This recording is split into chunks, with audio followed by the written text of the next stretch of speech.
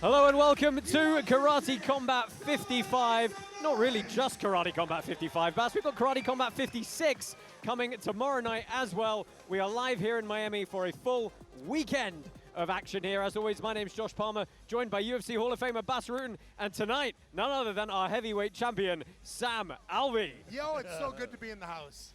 There is a reason that Sam is joining us in the booth, and that is because our main attraction tonight, of course, is an 8-man heavyweight tournament. Not an 8-man heavyweight tournament spread out across different opponents taking a whole year to complete. No, we're doing it old school in one night. And Bas, there's something kind of special about bringing back that one-night tournament format. It really is, you know. Is it fair? We don't know, because one can have a real big battle for 2 rounds and the other one can have a one-punch knockout.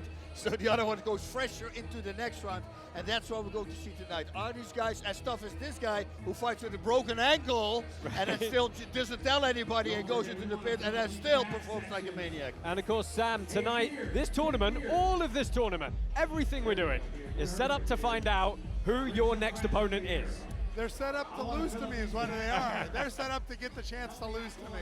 I'm happy to give them that chance. Is there, look, before we get going, and we'll get your opinion on it as we go through, but just straight off the bat, is there anyone in this field that you really want to fight, that you want to see come out tonight? You know, I've thought about it, and it's, do I want the easier fight? Do I want the harder fight? How do I want to? It's Robelis. I want to fight Robelis. The internet has wanted to see it. I say 30 years from now, they won't remember me fighting some people. They will remember me fighting and knocking out the Olympic medalist. They will remember me fighting the 6'8" behemoth of a man. And that's what I want. I want to have fights where people will remember me 30 years from now. Oh, we love it. We're going to talk a lot about this tournament tonight, obviously, and I'll clue you in on a couple of the differences with the rules for this tournament from our usual Karate Combat rule set as we go through it. But Bas, we have another feature bout later on this evening as well. It was supposed to be the bantamweight title on the line between our champion Arturo Vergara and Adam Noy, a stylistic clash that we were all salivating over. Oh my God. Unfortunately, visa issues mean Adam Noy unable to make it, but we got a great opponent for him in Franck Mbassi. No longer a title fight though. No title fight. It's going to be a catchweight fight. This guy's a really tough striker. He's a multiple African karate champion as well. Undefeated kickboxer, 72 inch for his weight class. That's a really great inch to have, and you better believe that a guy like that is going to use it. But Vergara, I mean, Vergara, we saw him grow in front of our eyes, getting better and better. He's doing handstand kicks, whatever he has in the book, and he's got unlimited energy. He fought at high altitude, he was just 5 rounds. The most insane fight. It takes 2 to tango, though. His opponent was phenomenal as well, but he took the victory again, and he's winning, and you know, and that's what I expect almost today again. Well, let's go ahead and pull up the entrance for this heavyweight tournament and show you who you're dealing with tonight, because this really is a variety of different styles and a lot, and I mean a lot, of experience coming into this one. You've got Robelis Despaigne taking on Saulo Cavalari in the first bout, Tim Johnson and perennial UFC competitor Chase Sherman in the second bout. Alan Belcher returning at heavyweight. He's been on a tear lately in kind of a career resurgence. Absolutely, he is one of the contenders for this one. He's taking on San Diego's Zach Pauga in the third fight of the evening. And then a huge size difference in the last bout. Daniel James taking on Braxton Smith. That's going to be a really fun one. And as always, Bas, with heavyweights, any one of these guys puts a glove to a chin, someone's going out. Yeah, that's the thing. You know, this could be a very short night. I mean, we know Robelis. I mean, 7 fights, all of them like 24 seconds. That's insane. His opponent, Despaigne, is unbelievable. Alan Belcher, I mean, coming in, a great UFC career. Now 5-0 in bare knuckle boxing with 4 knockouts. He could be a problem for everybody. So yeah, I'm really looking forward to it. Also, the greatest animal, the best looking animal. I mean, he's the shortest guy, but he's got a long reach, and he's freaking vicious as well. Oh, he's huge, just massive. Yeah, and the nice thing that you know is happening with a tournament like this is they want to get out of there quick because they want to be fresh for the next one. I expect a lot of big swings up early. Well, let's go ahead and take a look at the Cloud Bet odds for this one. Thank you to our partners at Cloud Bet for providing these to us. Don't forget, you can head over to cloudbet.com/karate and place your bets there in over 40 different cryptocurrencies. Robelis Despaigne, your minus 1,283 favorite in this opening bout. A couple of other good favorites along the way. Chase Sherman, heavy favorite there, and Alan Belcher, of course, as well. So some interesting first-round matchups, but I really think when we get into the semis, this thing is going to really take shape. And again, you know, it's all about who's kicking a hip, who's kicking a shin, who, with his ankle, and which ankle starts blowing up, because that's what's going to happen. In the break, that's when you get hurt. It's like doing the 100-man kumite, you know.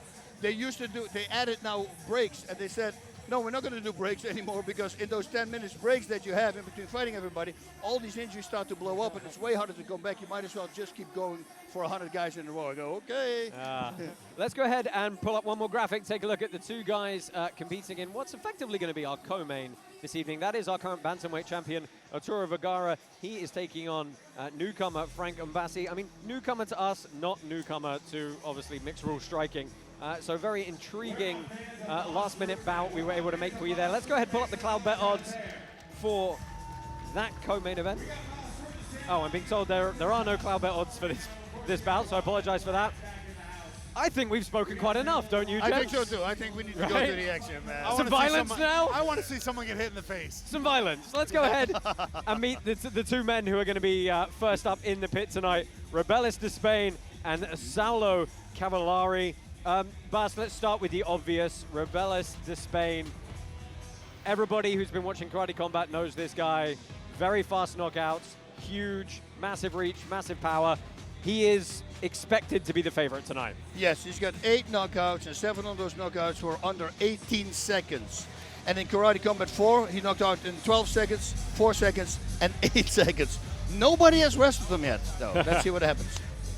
And let's just have one very quick word on his opponent, Saulo Cavalari. Just give me a quick précis on him. A lot of knockouts. He fought like over 100 matches, only 15 losses. He wrestles as well, and I think that's the key ingredient in this fight. He needs to take this fight to the ground. Okay, well, let's see if he can do that for the first time tonight. Let's go ahead and meet our MC for the evening. Welcome, lovely Beatrice, to introduce our fighters into the pit.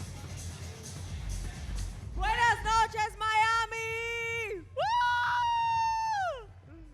Ladies and gentlemen, welcome to the fighting pit. Tonight, honor meets intensity with a heavyweight tournament. This is Karate Combat!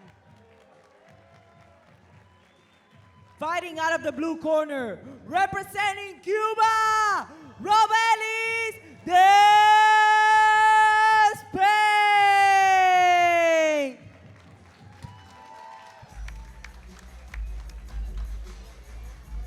All right. That is one big Well, man. yeah, I mean, towering 6'7", tipping the scales with menace. The Cuban Olympian claimed bronze in Taekwondo, moved to MMA, now he's back to mixed striking. Just a string of jaw-dropping first-round knockouts. Look, fast becoming one of the most feared strikers in the division. Sam, I apologize, I'm going to have to use a lot of hyperbole tonight. No, you do Please what you don't be gotta do. offended. You got to do what you got to do. So there is tail of the tape for the man in the red corner, Robelis Despaigne, 36 years old. You can see 3 very quick knockouts in Karate Combat. 8-2 is his overall mixed martial arts record. But look, Karate style Taekwondo, we've not seen him use his legs yet. Not at all. You can only imagine the reach of He's that. got to give us a chance to win. He's got to give his opponent a chance. No legs. It's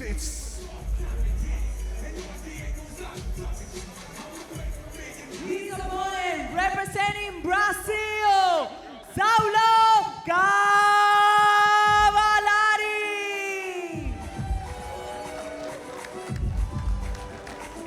Well, fighting out of Curitiba, Brazil. And if I say Curitiba to anyone in combat sports, they're going to know this guy is from Shooter Box. Former Glory Kickboxing World Champion, absolutely stacked resume of highlight reel finishes, known for explosive combinations, world-class Muay Thai. And Mbassi kind of kicked off a little bit at the weigh-ins yesterday. Yeah, you know, and we were laughing about it because he was the one who pushed Robelis, and then suddenly I see the Shoot Box logo on his back, and I go, okay, makes total sense. Yeah, these guys do not back down from a fight, and look at that pro record, 115 bouts. That's a really good record, an 85% win rate. Right? Wow. On over 100 matches, I mean, that's crazy.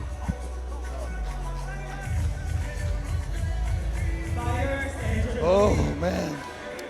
You're nervous, Sam? Are you nervous? I am. It's crazy. They're so big. And the thing that you said you want to fight a big guy, but if you fight the guy who beat the big guy, that's kind of cool too. That is Aglayer is the official interoperability partner of Karate Combat, uniting fighters and fans across blockchains. Welcome to the aggregation age. Whoa. He landed 2 punches off the bat. Robelis ate him. He took him well. Oh, he's backed him up against the wall already. Oh, there's a kick. And that had a lot of power as well. Cavalari's backed up. Big overhand right. Does a good job of off-balancing. Ooh, get out of that corner. It's one of my favorite parts of Karate Combat is if ever there's a lull in the action, get back up. Oh, he lets himself get he needs to get out. He's got him biting on feints, hasn't he, really? He's flinching. Cavalari is flinching. It's like almost he's been hit hard. That was a hard kick. Oh. Man, the power is crazy. Yeah, getting backed up quickly. Something happened to his eyes, right? Maybe. Might have taken one of the early shots. Just a reminder, folks, the early stages of this tournament are fought only over 2 3-minute rounds instead of our usual 3 threes.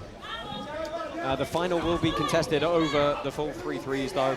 There will be a 3rd round in these bouts if they're drawn after 2. But you know what it's like with the big guys. It doesn't often go the distance. We got to draw our attention to that. This is the first fight that Robelis has made it to the 2nd minute. Oh, yeah. I wouldn't throw a single kick because you're winning a counter, and if a counter like that lands, it's it. Right, you and I were talking earlier about if we kick against someone whose reach is longer than your legs. Yeah. Oh, those low kicks, man. You don't hear them, that's not a good sign. That He's means starting to get a little stiff leg. Yeah. Those are hard. I mean, coming from that guy. Oh, that was the setup, right? 2 low kicks, high kick now. Yeah, Cavalari did check one of those, but I'm just happy we got to see Robelis use taekwondo. And checking hurts too. Right? Well, coming up with the final minute. Could we see Cavalari survive a round? Oh, nice rear uppercut off that back foot. And the Cavalari was able to take it and fire back is something else.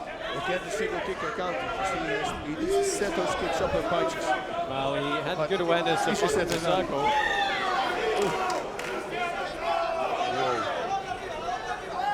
Now, I like how Cavalari is circling, constantly moving, never sitting in place. That is something different that we've seen Robelis fight in the past.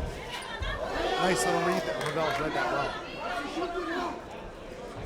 He's got a lot of reps reading kicks coming at him. Yeah, I suppose he has. He's super calm, switching stances. What's going to happen now most of the time you think. So switching, spinning. Oh, good accuracy on the shots from Despaigne. That was a nice cross, man. It was right down the middle, and they followed up with a stiff jab. Whoa. What a mountain of a man. He's just massive, isn't he? Well, back him up in the corner, and that is 1 round in the books. I think this is going to be the easiest question of the night, but who won that round, Bas? Yeah, okay. We know, I mean, his legs, I'm happy, like you, Josh, he started kicking. And those kicks, those low kicks, they really going to do some damage. And especially, imagine somehow, you know, that Saulo's going to take it around, flips it around, and he goes to the next round. Those low kicks, they're not going to be good for the next round. Yeah, that's right. I always joke, kicks don't hurt. They hurt when you have 2 fights, when you have 3 fights in a night. Or when a 6'8" monster is kicking you. I'm sure those some of the replays hit. And guys, like, looking back at the replays, Despaigne landed a couple of clean shots. Really nice straight punches too, like not in an angle. A lot of guys, they throw across and it's still in an angle, and this guy goes straight for it. So, no, perfectly done. Here we go! Cavalari's coming out big and strong. I think that's what he's got to do. He had success with it in the first round. If he can come out and just close that distance, get past that guard, and just throw it right up the middle with that teeth. Beautiful. Cavalari, he landed that first big shot. Come in with that overhand, and then see how Robelis handles it. Yeah, it would just be nice to him, keep some offense going here and not settle back into the retreat. Oh, big cross up that's again on the single kick. You gotta watch out with that. This guy can hit, and he uses his weight And that combination is not a good combination. Sam, how do you feel about like oblique kicks to the knees like that? I don't do them, but it's because I'm scared to practice them. People that do them well, like when I fought Arroyo, he did them hard. It never really hurt, but you're always aware it could. And it's one of those you don't want it to be the shot that blows your knee out. You see how Cavalari's real light on that lead foot now. Those kicks are starting to play a toll. One snuck through, one snuck through. Well, he got knocked back. Despaigne trying to find some posture over the top of him, but smart thing to do, might as well stand back up. Approaching 2 minutes left in the second round here. And as a reminder, there will only be 2 rounds in each of these opening bouts unless those rounds are drawn.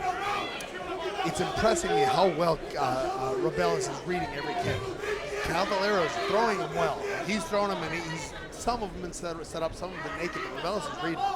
I would like to see him read them and then count. Ooh! That was a good counter.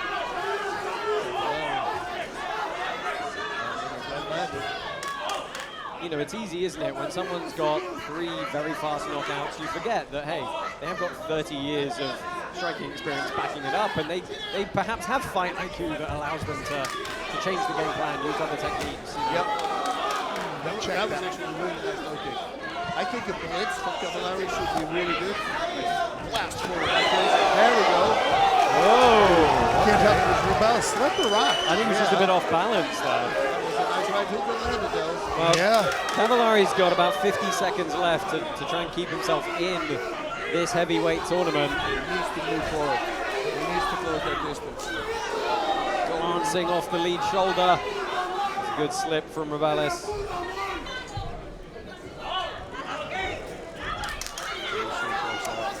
Something we haven't seen before with Robelis is getting this far into a round. He hasn't really slowed down with his punches. He's still throwing them as hard as he was at the beginning of the fight.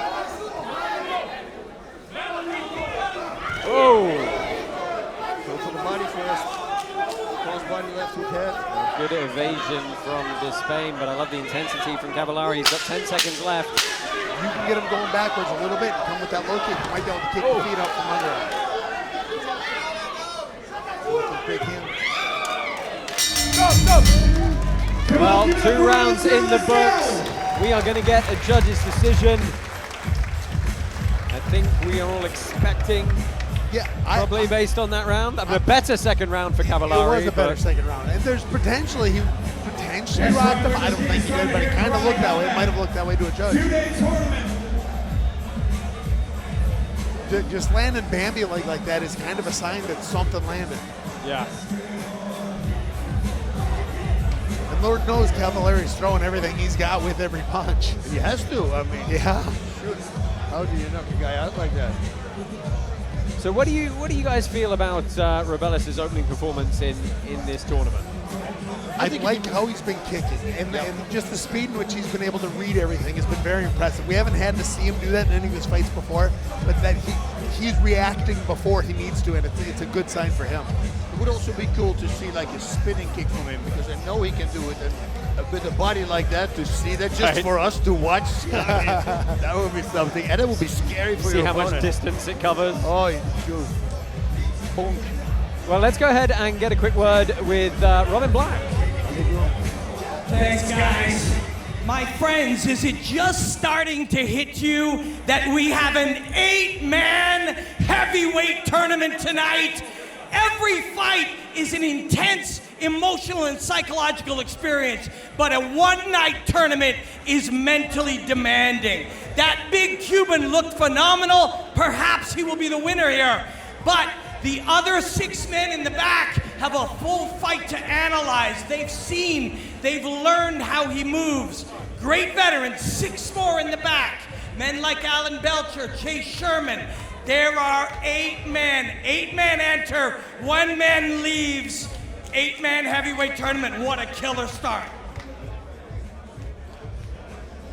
Well, thank you, Robin. Let's go ahead and find out who's moving on here.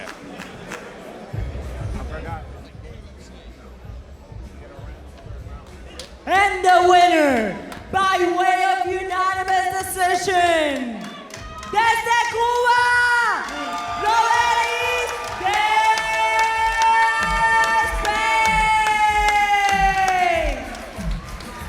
Ladies and gentlemen, make some noise for round one. Do we got the Cubans in the middle? Where my Cubans at? Robelis Despaigne, your winner by unanimous decision. Nice to see him get some pit time, for sure. Yeah, it was a fun fight to watch. And he's not getting tired at all. That's another great thing to see with a person that big. You know, most of the time we start running out of gas, right? You have to carry a lot of weight, but he did not. Yeah, well, let's go ahead and find out who he's going to be fighting later on. Our next matchup coming your way is going to be Tim Johnson taking on Chase Sherman. Bass, what can you tell us about Tim Johnson? Tim Johnson. Well, he knows that his opponent hits him really freaking out. Every single punch he throws is very hard. So he had a whole bunch of friends in the gym mimicking that, exactly that, which is kind of a dangerous thing to do, but hey, whatever. Somebody needs to get used to that. He said he's going to wrestle him. That's, I think, the game plan, because a lot of people don't choose their wrestling, and wrestling is legal, ground and pound. Everything is ready here at Karate Combat. So I think game plan is going to be wrestling with ground and pound. Yeah, I mean, Johnson, a lot of experience, you know, former Bellator title challenger, UFC veteran as well. But he's taking on someone who's got a lot of experience as well, and that's Chase Sherman. Chase Sherman is an animal. He looks like a Russian gangster if you put him in a suit, right? It's good. No, lots of power everywhere he goes. I believe he prefers his hands though. And this is one of those fights that everybody, they already said it, right? His opponent Johnson knows that he's going to hit every single punch as hard as he can, but he's going to return the favor, which is going to be very nice for us. Yeah, we'll meet these guys a bit more when we walk them in a second. We're going to take a very quick commercial break. Join us back very shortly for more action from the pit. Biggest prize in karate combat history. Brought to you by Bonzo Finance, the liquidity layer of Hedera. Kabila, the all-in-one NFT platform. The all-new H-Bar wine, only on Cask Capital. Fight for what is yours.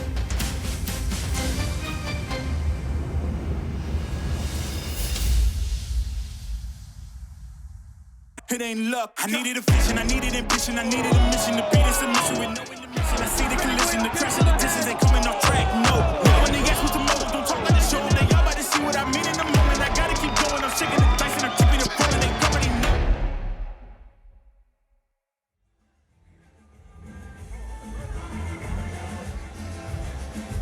Well, welcome back to Karate Combat 55. I promised you it would be a short commercial break. We, of course, have Tim Johnson, Chase Sherman coming up next as the second bout in our heavyweight tournament.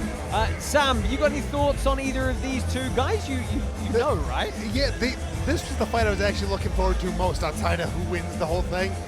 Both these guys are about the same size as one another. They're both incredibly experienced, and they both won some really big fights recently. This was the fight I was looking forward to the most.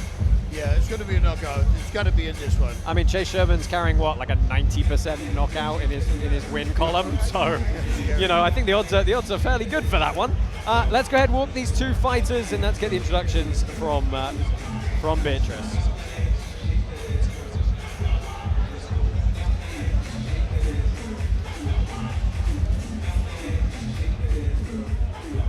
And fighting out of the blue corner, Chase Sherman!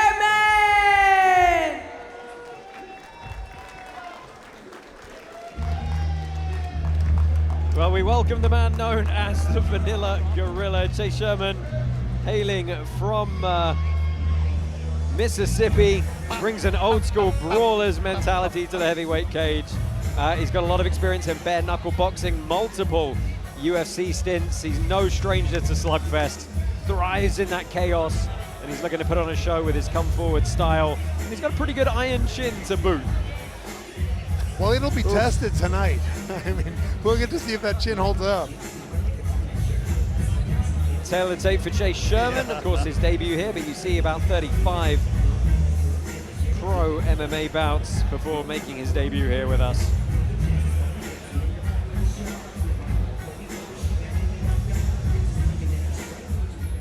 His opponent on the red corner, representing the USA, Tim Johnson! Talk about gritty veterans. That is Tim Johnson. He has got that farm boy strength. He spends all day. You know something about that, wouldn't you, sir? Yeah. So, no, he's got that strength where he's going to be stronger than anyone suspects. He spends his days, he'll drive the cattle where they need to go, then he throws the cattle on his shoulders and puts them where he needs to put them. Yeah, I mean, look, blue-collar toughness is, I think, how he might like it described. He wore a shirt yesterday to weigh-ins that said support blue-collar. Yeah. Right, so... If you watch the movie Bronson, that's the guy, right? Yeah, he's ready for a war every time he steps in the cage. A little bit of a veteran in tonight's field at 40 years old. Mixed record at 18 and 12. But a lot of knockouts in those 18 wins.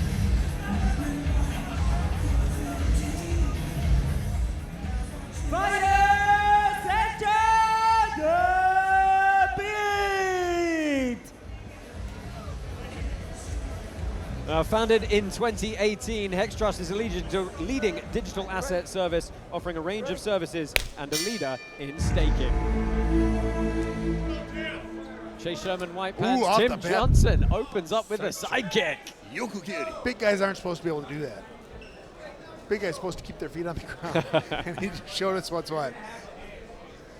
Oh, that was nice. Cheeky little screw jab up the middle. Oh! Big shot from Tim Johnson. Chase Sherman scrambles, and this is big call. Chase Sherman is not happy about that. He ate a left hook with a right behind it. Big shot. Went out. Well, he is protesting to the referee. The referee is saying he was in Got knocked out, the man. opinion that You were out. Chase Sherman went out. Eyes went back in Let's your have a look. head. Sorry, brother. Big left. A left on the way down. Ladies and gentlemen, give it up for both of our Well, a good fighters right now. flurry Make some from noise Tim for both of our Johnson. fighters. We're waiting for the I don't official know if it decision. would have gotten any better for him, but I would have liked to have given him the chance to see. That's fair. I think the issue for Chase Sherman is going to be that he turned away to his hands and knees and did not look to engage defense. I certainly don't think he was out, though. Yeah, I don't think he was out. I think he was a little early, but I don't know how much better it would have gotten for him. But again, it's a tournament. I'm sure if he had to get back up and after being rocked like that, that would have hurt him in the rest of the tournament. He'd probably take another shot again, but it is what it is at this point. Referee has called it. Tim Johnson is your winner. Let's go ahead and see if we can get the official decision.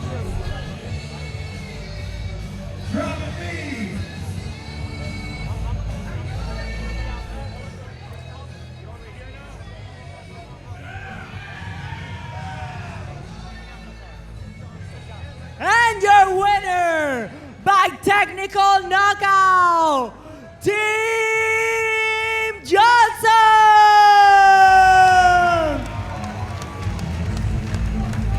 Well, Tim Johnson showing some versatility there as he gets the win. Let's go ahead and see what Robin can tell us about the, I don't know, 30, 40 seconds that fight lasted. Guys, I can tell you 3 things about Big Tim. He is very, very bad at shaving his chest. He is from Minnesota, and he is a fucking liar. That man told anyone who would listen that he is going to wrestle all night long. He comes out with the sidekick and the long strikes, sets up Chase Sherman. But that is a big part of a one-night tournament like this. Not just being the biggest and the strongest, but the smartest. Congratulations, Big Tim. Much love. Thank you, Robin. Guys, we talk about some of the things that happen in tournaments, and it's always, are guys going to pick up injuries, and are they going to be fatigued, having to go through grueling bouts when their opponents maybe don't? Tim Johnson had pretty much the perfect start you can have to a one-night tournament. That's it. He's going fresh to the corner. This one's not even a warm-up. I mean, he threw one big shot. I think the warm-up was way more intense than this particular fight. But, it's the adrenaline and the adrenaline dump right now, and then go to the next fight. So that is still there. But yeah, exactly. No injuries whatsoever. Did you like the versatility he showed? I mean, we had the sidekick, we had a little screw shot. I just wasn't expecting it. I'm sure Chase wasn't either. To see big guys throwing fancy kicks, nice, powerful fancy kicks, is very impressive. And then the switch from the kick to the body to the big cross to the face, it was something else. It was just mixing it up. Yeah, that's a fun one. That now sets up Robelis Despaigne versus Tim Johnson, which, hey, if someone's going to go through it and throw that level of power at Despaine's face, totally happy to see that. Yeah, and again, the wrestling, you know. He is also a wrestler. He is. My buddy Eli back home, he was talking about he's picking Tim Johnson to win it all. And he's texting me right now just thrilled with life. Well, we'll definitely talk more about the style matchup that's going to present in the first of our semi-finals tonight. Let's go ahead and take a quick commercial break. We'll be back shortly, continue this night of heavyweight action.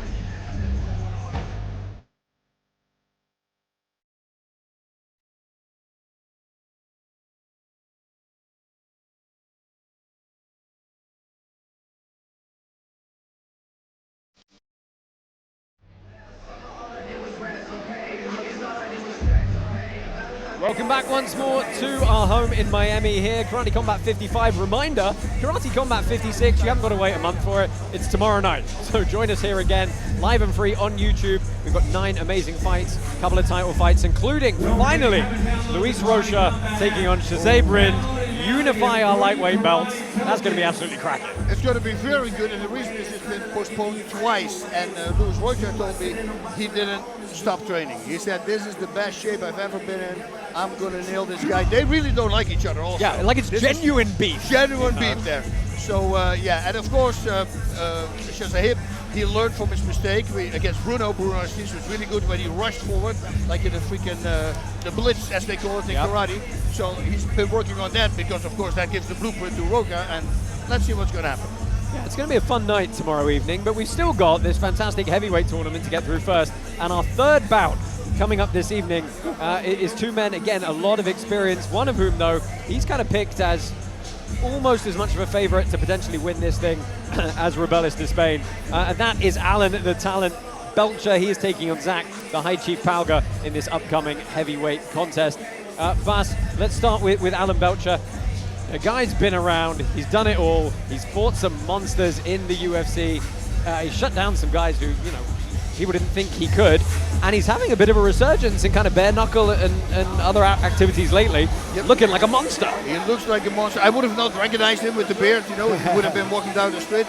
But yeah, exactly like you said, great run in the UFC, beat some really good opponents there. He's always in a great shape, and his bare knuckle boxing, I said it was 5 fights, 4-0 with 3 knockouts, and they're all one after another. So this guy comes in with a lot of confidence. Yeah, I mean, Sam, 15 fights in the UFC, you know, you're someone who knows a bit about that. Like, it's a lot of experience. It's a ton of experience, and he's won. I mean, he's just a constant. I think he's won 11 of his last 12 fights. He's incredible, and he throws with power. He's probably the smallest heavyweight in the tournament, and he probably hits harder than all of them. Yeah. Yeah, and of course, you know, you think about his UFC tenure and some of the guys that he beat, but 4 performance of the night bonuses as well, which just shows that he's in it, he can game plan. We know, having seen him fight, you know, a variety of people, that he's got the fight IQ as well to make this work. His opponent tonight is Zach Pauga. He's been making a few waves recently. He's been doing well, mixing up his striking, but a lot more domestic level scene for him typically. Yeah, he said that he knows it's going to be very hard, and he says he believes, of course, the key to victory, which I all believe in every fight, but especially in the tournament, is stamina. You need a lot of freaking endurance so you can keep on pushing. He knows his opponent is really good, but the game plan is pressure, because as soon as you start pressuring somebody, it's harder for that person to strike with power, because the feet need to be on the ground at the moment of impact in order to put the body weight in there. So that's what I will say. If you find a really great striker, start freaking pushing, put him on his heels. That's it. Pressure, pressure, and bring that dog out. That's what he said. Well, I mean, one thing Pauga does bring to the table is a lifetime of athleticism. I mean, this guy was an NFL fullback at one point, right? And that's, you know, we've been around elite athletes a lot. We know that's a different kind of thing from somebody who's just out there striking, throwing punches. I love working with ex-NFL, ex-collegiate D1 football players. They've just got an athleticism that cannot be taught. Yeah, it's mean, and we're going to find out if it's of use for him in this bout. Let's go ahead and find Apollo, who is somewhere pit side. He's got some news on the odds for us. What's up, fight fans at home? It's time to get involved with our partner, CloudBet, the official sportsbook and casino for Karate Combat. Now, in this heavyweight tournament, we got a lot of odds, and we want you guys to check out some of these odds. So if you take a look at your stream right now, we got some pretty decent odds coming up if you're looking for getting with some underdogs. You have Smith at a +242 and Pauga at a +271. So if you're looking for some value, it's right there. All you got to do is go to cloudbet.com/karate and you can bet with thousands of other users right now. Thank you, Apollo, and thank you to our betting partners at CloudBet for providing all the odds. Don't forget, head over to cloudbet.com/karate. Use any of 40 cryptocurrencies to place your bets this evening. Beatrice, let's go ahead and introduce these two gentlemen.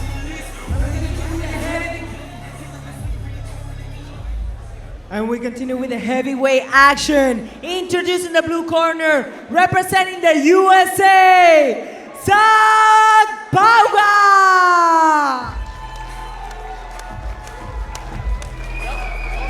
Zach Pauga, as we mentioned, a former NFL fullback. He was a standout fullback even. Yeah, standout on the Ultimate Fighter as well. If you're wondering about his nickname, the High Chief, he is a legal High Chief in Samoa, which is a lineage he has dating back to the founding of the country. Ooh, wow. Look at that. Very surprisingly. But look, good athleticism, sharp footwork, tactical striking. Really interested to see how he gets on here this evening. I've commentated a couple of his bouts before in mixed martial arts out on the West Coast, and he's always put on a great performance. He had a couple of very good victories over extended rounds as well. So we know he's got the stamina and athleticism to bring into the pit tonight, certainly for 2 threes. Again, 37 years old. 7-4 is his record. It's funny, everybody looks small compared to Despaigne, but he's 6'2", you know. But you see him in Despaigne, you go, okay, he's tiny.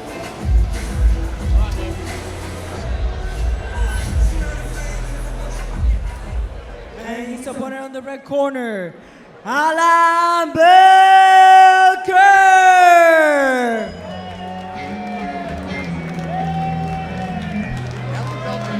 I've been getting people don't recognize him because of that beard. It's a glorious beard. It's great. It's a great beard.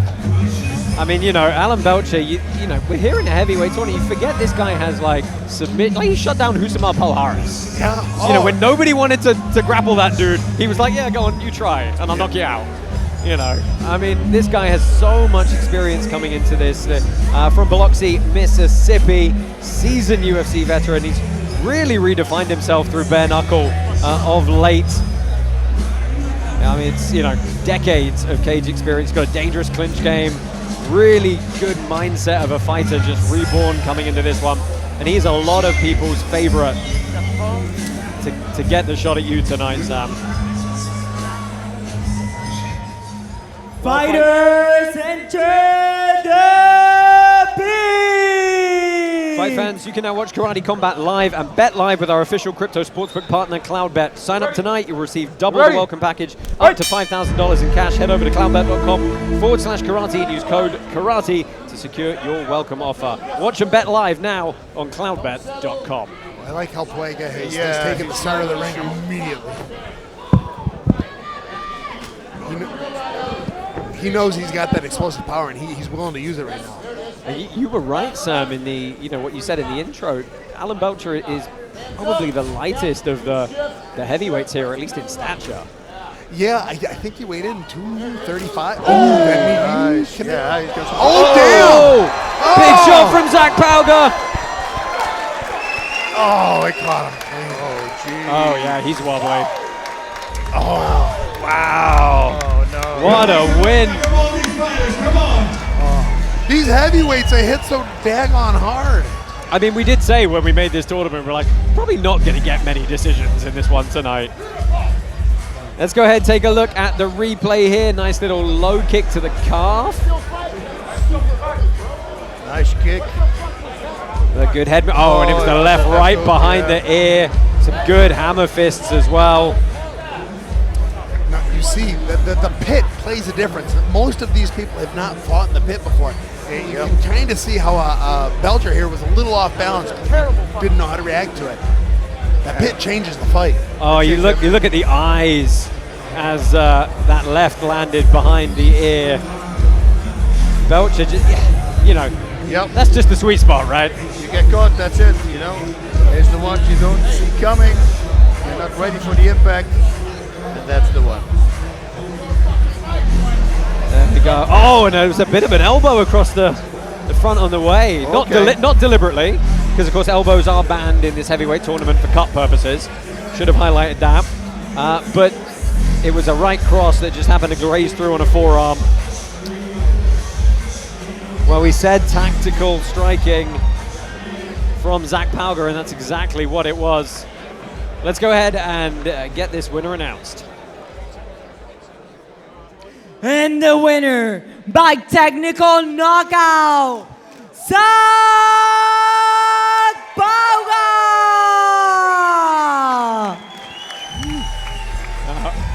Nice sportsmanship from Alan Belcher. He shook Zach Pauga's hand and congratulated him there. Robin, another quick one for you, sir. Yeah, guys. A fight is such a wild, unpredictable, chaotic experience. A heavyweight fight is an even more unpredictable experience, but a heavyweight tournament is something so chaotic. If you asked me this morning to pick a favorite for the tournament, I would have said Alan Belcher. Not just his skill, but his strategic mind. And Big Zach comes out and lines him up, touches him on the chin, and drives that home. There will be 4 men go through here. Their bodies will be cooling off. Their minds, all of those neurotransmitters will be flooding and leaving their bodies, and they will have to come out here and do it again. Karate Combat Heavyweight Tournament. This is starting off so beautifully. Oh, thank you, Robin. You are indeed right, guys. It is starting off beautifully. We had a good little scrap to open, and then 2 very quick knockouts. And that's what we expected, right? It's heavyweights. We were talking about it. These guys are all bangers. They leave it in there. A lot of these records are like, say, like 7-2 or something, and it's like all knockouts. Yes. And you know, okay, this guy doesn't care. He's just gonna go. And if you have an opponent like that, well, yeah, somebody's gonna go down. Yeah, it's you know, it's interesting with heavyweights, isn't it? Because we always say, you know, you're either going to get a big shot or you might get a little bit of a lumbering right to a decision. You know, so, no offense to the heavyweight division, Sam. Yep. No, I understand. It's one of those things that I love Karate Combat about so much is when it slows down. If it's they get yelled at, they get stood back up and said, "Fight." We're here now. We don't want to see a hug. We want to see you fight. Karate Combat is excellent at making that action keep going. Yeah, and you guys were both very impressed there. We've had 2 guys now who've had fantastic starts. They're going to be cool. They're going to be calm. Just before we move on, what's it like for these guys who've got to now go calm down, as Robin said, cool their bodies, get warmed up again? Or is the time between these bouts enough now that they might as well just keep shadowboxing in the back? Yeah, if, with no fight in between, like we're going to have in between the what is it, the half finals and the finals, I would say, right? Then I would say, yeah, just keep moving. Just keep moving. Don't stand still. Long, you know, hop around a little bit of shadow boxing, but do not sit down. Well, maybe we'll be lucky and we can peek into the changing rooms later and see what they're doing to get ready.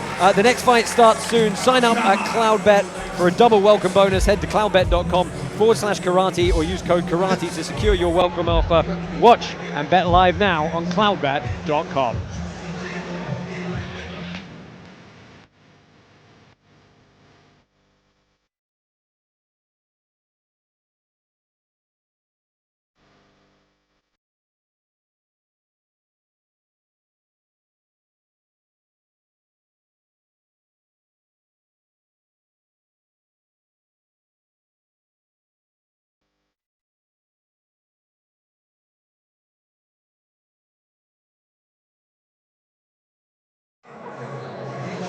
Well, welcome back. It is time for the final of our first 4 bouts. This first round coming thick and fast here in the heavyweight tournament. And this is between Daniel, the American Predator James, and Braxton, the beautiful Monster Smith. Some really interesting things going on with the stature of these 2 guys here. But Bas, we'll start with Daniel James. He's been a heavyweight tournament finalist before. He's got a great KO rate. Fought a bunch across a bunch of different promotions as well. Like many of the guys tonight, a real veteran of the sport. Well, it is in mixed martial arts. He has 5-15 wins, 11 knockouts, and 3 submissions. This guy is a finisher, and the same guy as his opponent, because I'm going to talk about him in a little bit. He just always goes for the knockout. He is, though, more experienced than his opponent. He loves bugging, and the game plan is just win by every means. He believes it's really you against you that he has to beat. And, well, we're going to see that. So, I want it to go longer. The winner fights me. I want to see him fight. I'm tired of these knockouts. You need to study. I need secrets. He is fighting, of course, Braxton, the beautiful monster Smith. A little bit less experienced with a 6-2 record coming into this, but he's a bare knuckle vet. He's a UFC vet, and every single fight he's won is by KO. That's it, but also why he lost. So this guy comes out swinging, he does not care, he just rolls the dice, and he's going to go for a knockout. He's self-trained, by the way, as well. And the game plan is no tactics. He's just, I'm just a killer. He wants to be, actually, he wants to be in horror movies. So directors, if you're watching, this guy wants to be in horror movies. It's his favorite thing. Yeah, one of the things you'll see during the walkouts, one of the things I would like you guys to watch out for in this one is Braxton Smith is not small. He's 5'11". That makes you very tiny in a heavyweight tournament, and you're going to see just how much of a reach advantage he's got to deal with in this bout. Let's go ahead and walk these two fighters and close out this first round.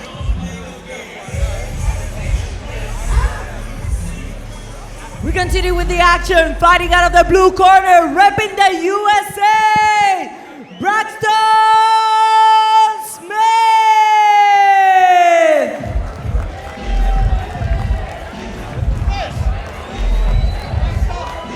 Exploding out of Texas, Braxton, the beautiful monster Smith, has earned a reputation as one of the scariest knockout artists in the game today. He's compact, he's muscular, he's ferociously fast, and he's made a habit of ending fights in the opening minute.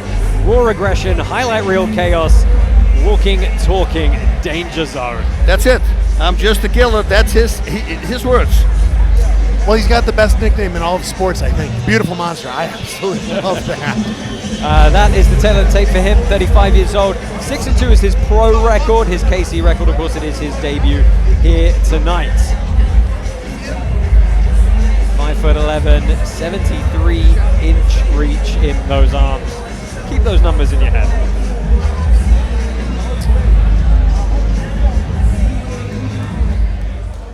And his opponent of the red corner, from USA, Daniel James!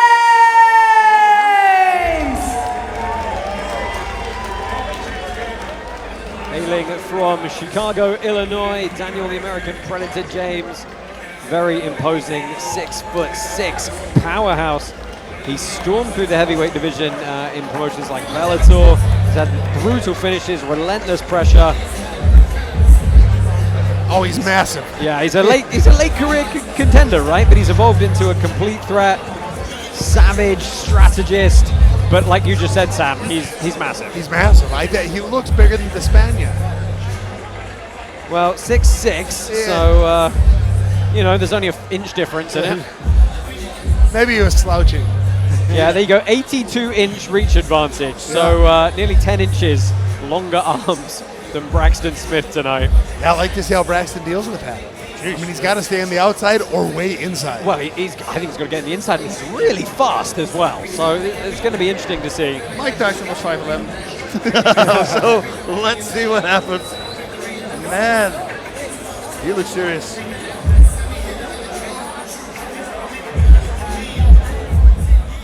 Fighters enter the pit. Now, Karate Combat 55 is powered by Hedera. The HBAR Foundation helps the brightest minds in Web3 take their ideas from on-brain to on-chain. Check out hbarfoundation.com to learn more. Oh, man, here we go. Taking that center, using that. Oh! Big baseball punch over the top. And we said relentless. That is absolutely the game plan. Offense now. I love those straight punches he's throwing. Everything's got fire on it, but it's straight. Yeah, James came out and opened up with some jabs, and it's like, the jab, it's so nice to just see. Whoa! Yeah, that's what I'm saying, man. If it lands, lots of power.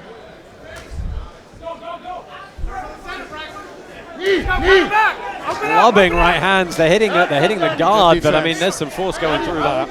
Yeah, and you look at the size of the beautiful monster's arms. He can block everything with just his arms. I think he could block leg kicks with his arms. That is traps. He's a cannonball of a man. Oh, the Superman punch. Superman is in the building. Whoa. You got to swing big when there's that big of a size difference or height difference. You have to swing for the fences. Well, James is feeling that wind from the punch, and he knows if it lands, that's lights out. So he's a little bit. Oh, look at that! No setup whatsoever. Cross to the body. That's what I would do. And then the left hook. Well, he's getting back. Smith is getting backed up a little bit against the corner of the pit here. Manages to circle out with the help of a big right hand. Nice jab. James is starting to add a little bit of. Oh, the right lands behind the ear. He drops him. He's trying to swarm here. That's it. You gotta get out of there. You gotta get out of there. Oh, can't land elbows.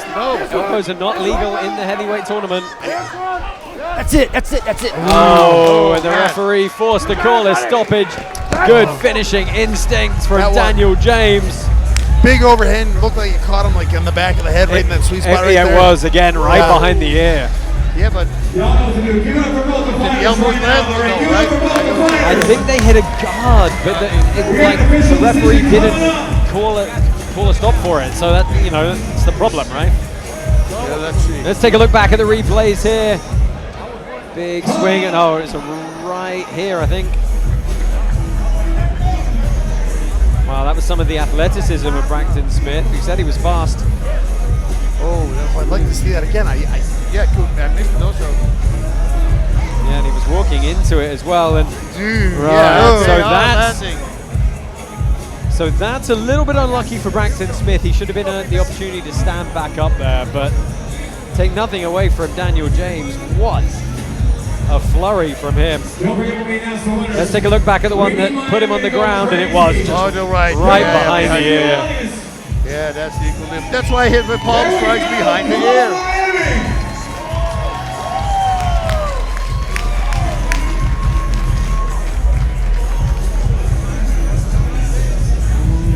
Well, there is the finish, and yeah, those are hard elbows.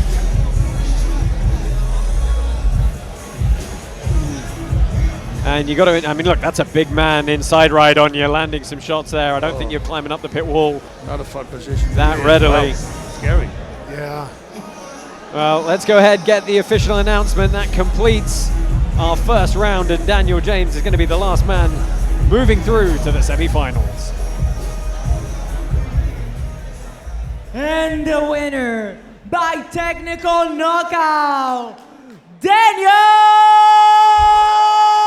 James!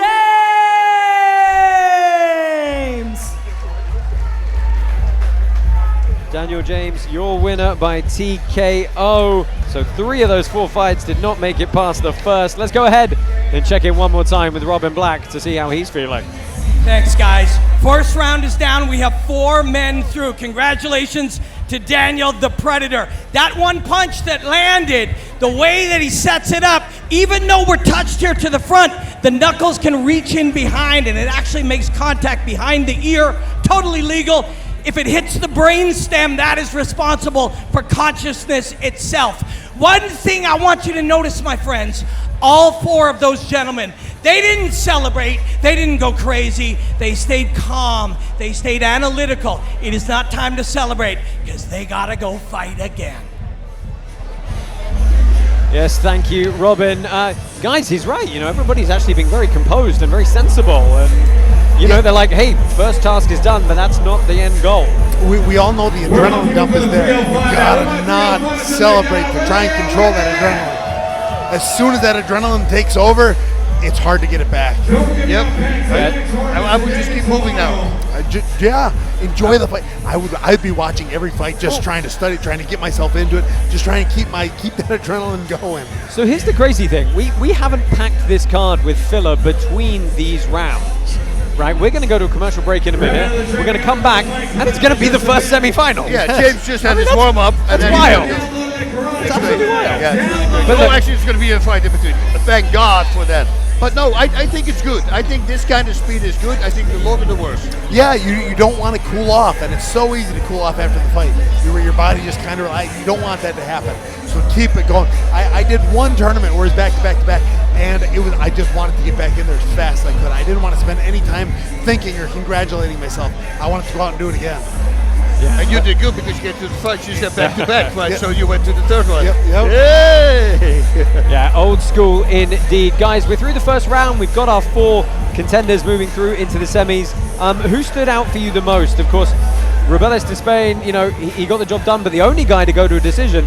The other 3 picking up fantastic knockouts. Yeah, Tim Johnson. That was a big one. I mean, Daniel James to do that, but Tim Johnson was with Belcher, right? So. Yeah. No. Zach Pauga was with Chase, yeah. And so yeah. Tim Johnson stood out to me because just that power of that one cross landed. But honestly, Robelis, he impressed me more than he did with any of his quick wins. Because his kicks he was reading, he was kicking, he was moving. He didn't get gassed after it went to the the end of the second round. And the way he was able to control where the fight took place really impressed me. Yeah, it felt technical. And Zach Pauga, then, on top of everything, beating a guy like Belcher. You know, that's got to feel good. He cannot go to his head, of course, because that's pride. But pride gets in, that's going to be wrong. But, you know, that's a big win for him. Well, let's go ahead, and we're going to be getting very quickly into the semi-finals here. We're going to take a very quick commercial break, and I promise they are quick. See you again in a couple of minutes on the other side of the pit.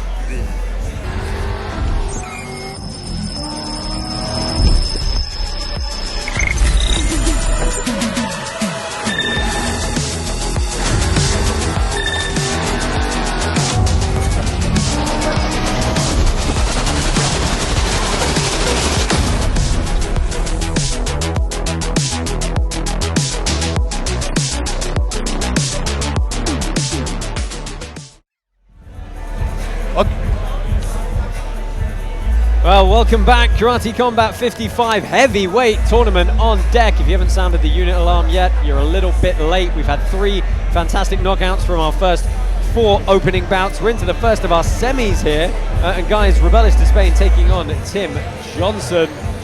Give us your thoughts on this matchup. Well, kicks now, right? Now we know the front kicks, and the front kicks are going to keep your opponent away. He's going to throw those, you know that. He didn't do a spinning kick yet, but I kind of expect a spinning kick. What about knees in the clinch? Well, how about this, Sam? Do you think he might actually wrestle now, Tim Johnson? I think there's a chance, but after having such success with that cross, and he didn't back up, Robelis has done a good job of backing his first match up. I don't know if Tim Johnson backs up. If Tim Johnson backs up, I think Robelis is going to get it. But if Johnson can push forwards and really look to land what he wants to land, I think Johnson's got a good shot at landing. Fantastic. Well, let's not keep these guys waiting. Let's bring them straight back in. They've been staying warm the whole time. Here's Beatrice with the ring walks.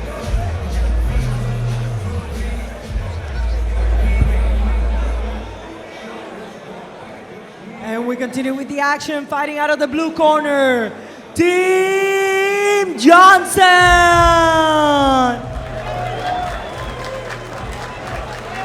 Well, Tim Johnson making his way back to the pit here. Very quick first round win for him over Chase Sherman, but showed some great versatility. Something else to think about is Despaigne. He was hit a couple times. He ate him. He was fine, but you get hit over and over and over again. It can wear on that chin a little bit. Johnson didn't get hit. I think Johnson should have worn his bronze mustache, right? Like he has on the pictures with us. Hey, this looks so badass, right? Those old English boxers. Well, Tim Johnson returns here. His last couple of bouts before making his appearance with us here at Karate Combat, he'd lost, but they were by submission. Yep. And it's a whole different ball game tonight. Obviously, knockouts are his thing. I think he could catch Despaigne. I think he could do it. He could do. I love the walkout music, though.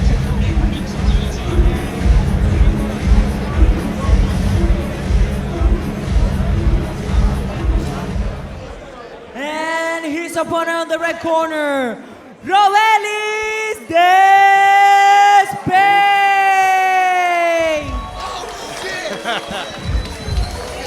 Well, we welcome back the Olympic bronze medalist. Come on, you can get louder than that. Just a reminder, if you only saw him fight for the first time tonight, his last 3 bouts were the fastest, the second fastest, and the third fastest knockouts in Karate Combat history. Yeah, 8 seconds, 12 seconds, 4 seconds, something like that. Insane.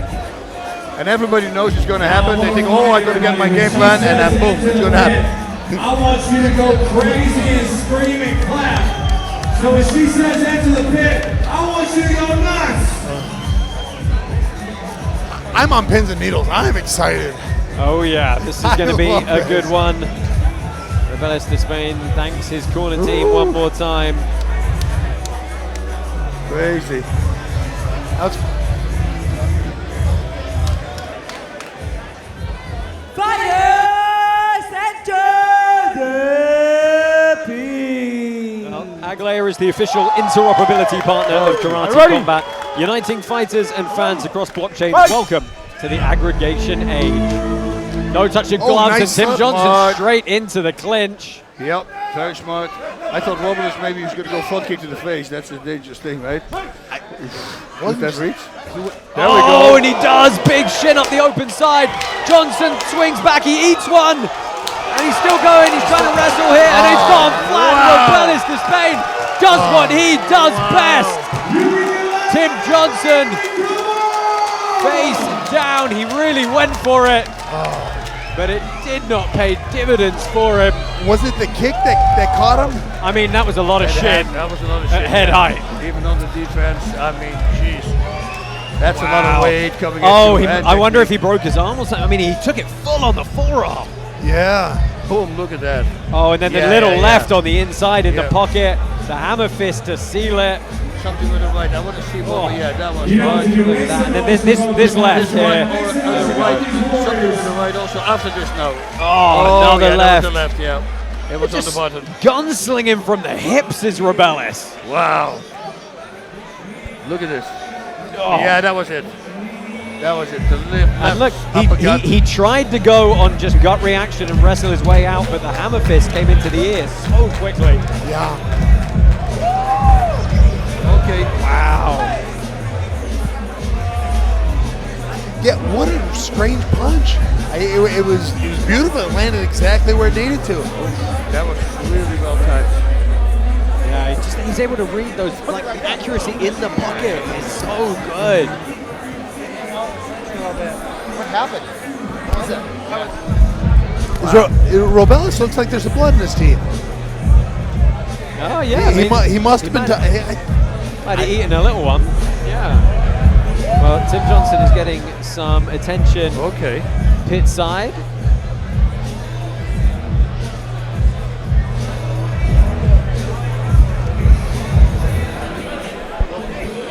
I mean, that was absolutely fast and furious. You're going to be able to fit most of this heavyweight tournament into a single Instagram reel. Those kicks. Wow. We got some more race fights coming up. We're going to get official announcement coming up. Well, bring him back down to the pit. Now they're going to have a little bit of a wait for the final, because we of course have Arturo Vergara and Franck Mbassi between the semis and the final. But quick work for Despaigne. Let's go ahead and get the official introduction announcements. And the winner by technical knockout, Robelis Despaigne.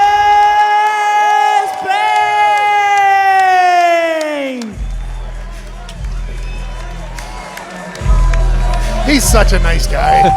Right? He actually is. That's the thing. So when you see him talk, you go like, is that a fighter? I mean, he's got no bad bone in him, by the way. Let's go ahead and check in with Apollo. He is pit side somewhere. Right there. Oh, right there. All right. I'm here with your winner, Robelis Despaigne. Now, Robelis, the first fight, you made it through the end of the fight. That was your first time in Karate Combat history. But you got in this one, you got it done quick with a nice shot inside the pocket. Was that the game plan going into this one? Tu primera pelea fue una decisión. Esta fue un knockout rápido. ¿Cuál fue el plan para segunda pelea y cómo te sientes después del knockout? No, me siento bien. La primera pelea fue dura. El contrario tenía muy buena su guardia bien cerrado. Estaba muy bien, muy bien. El segundo ya lo habíamos analizado bien en el colectivo y pudo salir el plan completo. Yeah, the first guy was tough, glory champion, had very good defense. The second guy, we had analyzed him, we studied him, and we knew what we were going to do if we were against him, and it showed in the pit. Well, it showed. It sure did show. We got one more round for you to go. and you might be able to take this home. So listen, make some noise for your winner, Robelis Despaigne. Well, Robelis takes the win. Let's go ahead and check in with Robin Black, who I'm sure has some interesting takes on the subject. Yeah, guys, that was like a human car collision. Just violent confrontation between two enormous athletes. Listen, fighting is, of course, punches and kicks. And that man kicked his way in from the outside to carry him in tight to Tim's chin. But it is so much more than that. Most of us wander through life often wondering what we're doing here. What is the meaning of all of this? But Despaigne knows he was put on earth to weaponize his body, to destroy the bodies of other men. And now he is our first finalist in our heavyweight tournament tonight. Yes, thank you, Robin. We have one more semi-final coming up very quickly between Zach Pauga and Daniel James, both of whom scored very quick knockouts in that opening match. We are going to go ahead and take a very quick commercial break, though. Join us again in another couple of moments for the second of our heavyweight semi-finals.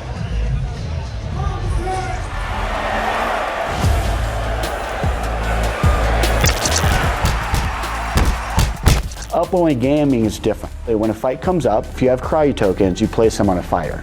If he wins, you get additional tokens. If he loses, you don't lose anything. Web3 has allowed us to engage the fans and do things that we couldn't do with traditional tools. We're looking for 10, 20 million fans. Traditional blockchains don't support that kind of volume. We're enjoying the journey. We're really excited about the community's response within Web3 and traditional sports.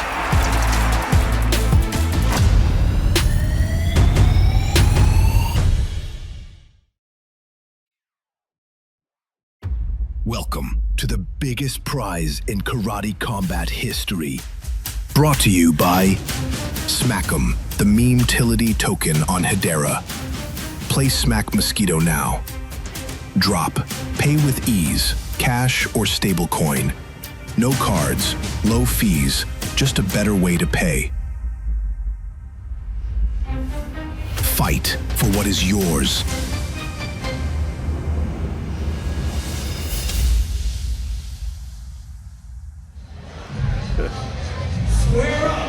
Welcome back to Nothing But Knockouts. KC55 here live from Wynwood in Miami. Don't forget, KC56 is tomorrow night here in the same venue. We're bringing you a whole weekend of combat sports. Guys, we're already through the whole of the first round and the first semi-final. Now it's time for the second semi-final. Zach Pauga taking on Daniel James. Based on what you saw in the opening round, give us your thoughts on this matchup. Yeah, this gunslinging just can go either way, right? It really could. Yeah, you get the explosive, and shoot, both of them were explosive. They both finished it right away. But here's the thing, both of them were very calculated in how they threw their shots. They weren't wild, right? Zach Pauga came out and it was tactical striking. Daniel James, we saw him open up with the jabs and like really move around. Yes, they both got big knockouts, but they did it in a very composed way.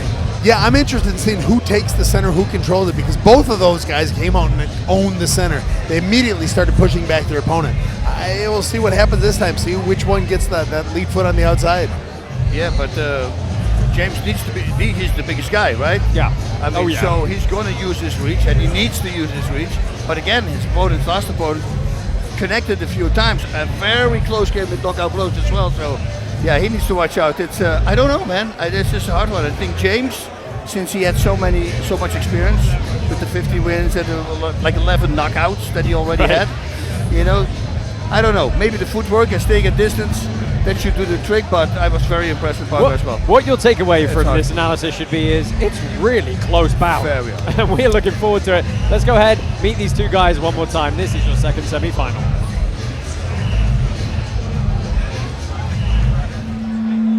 And we continue with the semi-finals. Fighting out of the blue corner, Zach Pauga!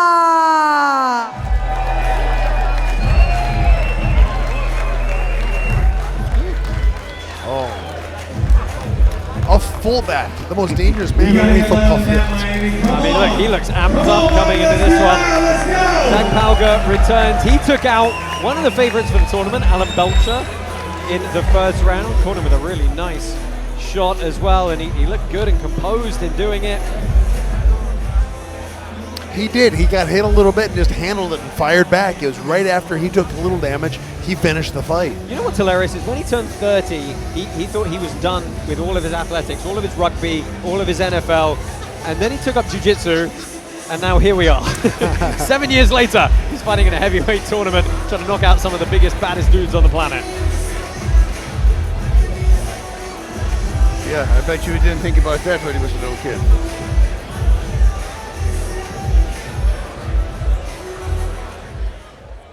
And his opponent on the red corner, Daniel James!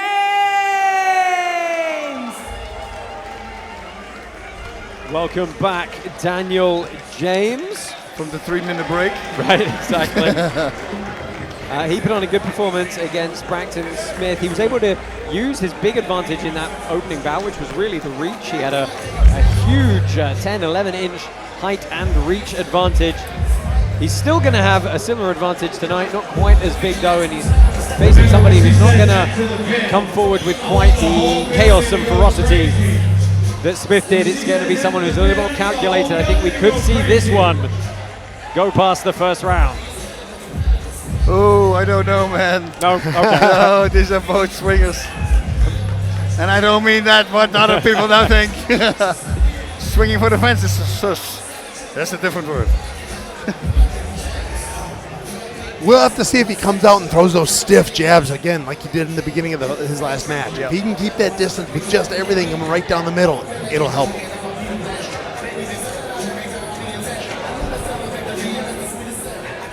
Fighters enter the pit!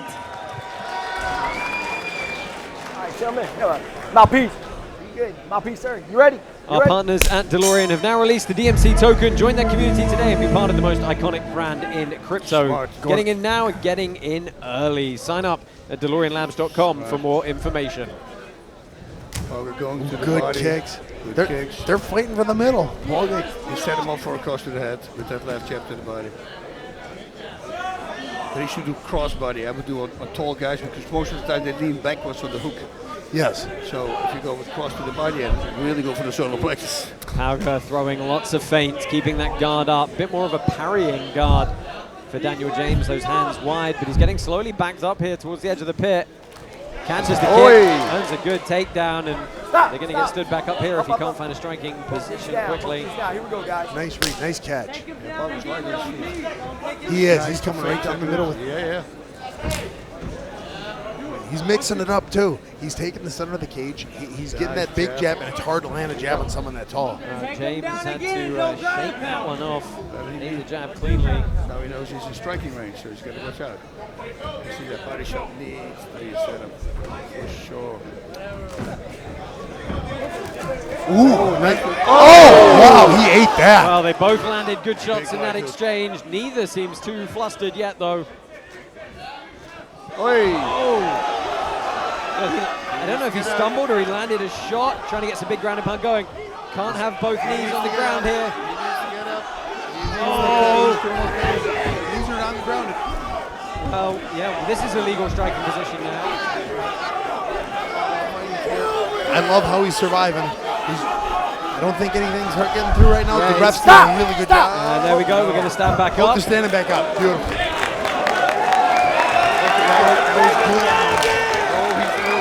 Yeah, I mean that's just so much weight, and James did a great job of riding the weight around as well.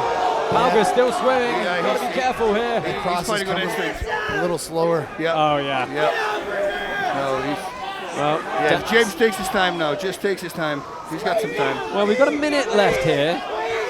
Some slow knees.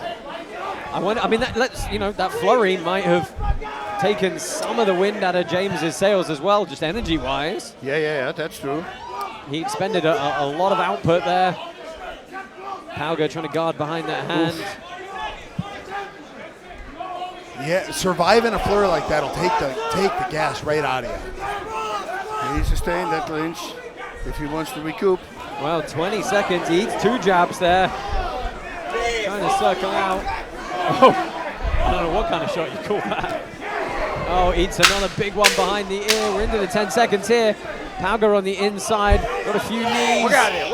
A little bit slow coming though, and we are going to see. We are going to see the end of the first round. Oh wow! He got hit. He was walking on his feet at the very end. He was struggling to get up there. Oh, he almost couldn't get up. And then the big guy, James, he has also trouble getting up. Oh, so this is interesting. Yeah. This is interesting. Who's got the heart now? Yeah, all about that. James does look more tired, but he's still on Queer Street. He's still letting his brain settle down. Yeah, I mean, Pauga showing some incredible resilience to survive this flurry. And you said he started jiu-jitsu at 30. You kind of saw when he was on the ground there, he was getting to his hip, he was shrimping, and he was trying to get a hold of that leg. But I mean, as much as this is a striking league, if you have the basics on the ground, you can survive a lot longer. Like you just did. You can use that grappling defensively. Yep. Yes, 100%. And that rear uppercut came close to landing two different times. Well, what's the likelihood that he's recovered? The likelihood that he's recovered adequately here in this break. Was he adequately? No, but but somewhat. Somewhat, yeah. Doctor checking him out, and I think he's in better shape stamina-wise. But what is the most important now? Your mind needs to work as well, right? Right. I'm not really sure what the doctor. I mean, are they checking he's not concussed? He's breathing Standing correctly, up? so that's a good thing. No cuts. He's really using the diaphragm. I've never seen him check for concussion in the middle of the fight. Yeah, neither have I. Okay. Well, we are going to continue. Okay. Well, founded in 2018, Hex Trust is a leading digital asset service offering a range of services and a leader in staking. Thanks to our partners at Hex Trust. Round number 2 underway here. Reminder, this semi-final is still only 2 rounds. James looks fresh. He looks fresh. He's coming in there. Ooh, nice. Look at him. Up the work rate again. Little cut kick on the inside for Pauga. I like that high guard. With the rear hand, he comes in hard jab. He had the power in the body. The power is out of his striking right now for Pauga. He's not. Yeah, maybe not. You watch his. Yeah, that was nice. That was a good counter. That means the reflexes there. Oh, good little shots up after the duck. That was nice. Yeah, if he just attacks that body, he's recouping. Through the first round here.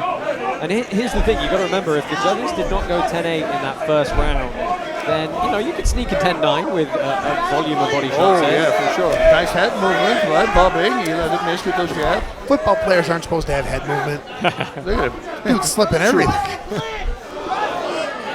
Well, they are lumbering shots now, though, it has to be said, but they're still going to have some oomph behind them. Yeah, they're still big dudes.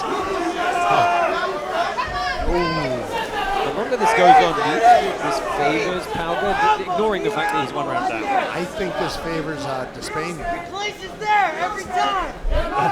Yeah, take a breather. Yeah, Despaigne there we go. waiting to see who he's going to be facing. James shoot that punch up and he said, nah, connected, but it's not going to knock me out. He's kicking similar to Pereira does. Nice Pauga. Yeah. That was a nice duck. Yeah, I should point out, Alex Pereira, former 2-division UFC champion, is pitside tonight watching all this action because his sister has her title shot tomorrow at KC56 here in this building. Stop. Oh, okay. Pauga here flurrying. There we go. 45 seconds. James has got to move. He's got to try and get up here. Oh, he was trying to take Stop. it Up. Take it back. This is crazy now. Let's go. Up. You're right. If that's another 10-8 round in the first one, this might go to a then we're going to a third. Would you call the first of the 10-8 round? I mean, it's close to finishing it. I hate 10-8 round. I hate it. I don't think there's a reason for it. And most of the round, I thought Pauga was winning. That's fair. Apart from the one, and then he got hit. And he survived. He came back and entertained it, but neither really ended. So it wasn't dominating enough for you to go full 10-8. Yeah. Well, 5 seconds left here. Parts have to be falling off for it to be a 10-8 round.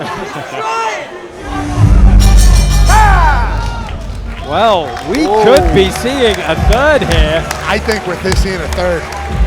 They are both gassed. But Pauga trying to recuperate here. He's done such a good job to get himself back into it, if indeed he has. I think he's done enough. I think he did. I think he won that round. Yeah, I do. And I don't think the first round was 10-8. I think it's the third round. It's anyone's. If it's a third round, I'm giving it to Pauga because he does seem like he's throwing a little bit fresher. Yeah, he's still got the head movement. His kicks are still coming. But as you said, Sam, Despaigne is probably backstage now licking his lips watching this. I mean, I know these guys are going to get a bit of time to recuperate, but you know. You've heard the term "you're blowing your lung." You're getting your second win. They're going to be in their third win by the time they fight him. Metamorphosis. I mean, we'll talk about it. We'll talk about it if it happens. But wear and tear on the face, will that start swelling within the next 20 minutes as well? Yeah. And especially if you're going to black eye, you would not want to blow your nose. Stay away from that. Just do it in the air, but do not put pressure on it. One more round. Okay. We are going to have one more round here. Oy. I don't know what the doctor keeps checking for. I would love to. Somebody pitside find out for me. Okay. This is what separates the big man from the really big man. Well, I don't think they do have the option to not meet the bell for the third, but I don't think it's in either of these men to quit like that. Well, here we go. For the first time tonight, we're going to see a third round.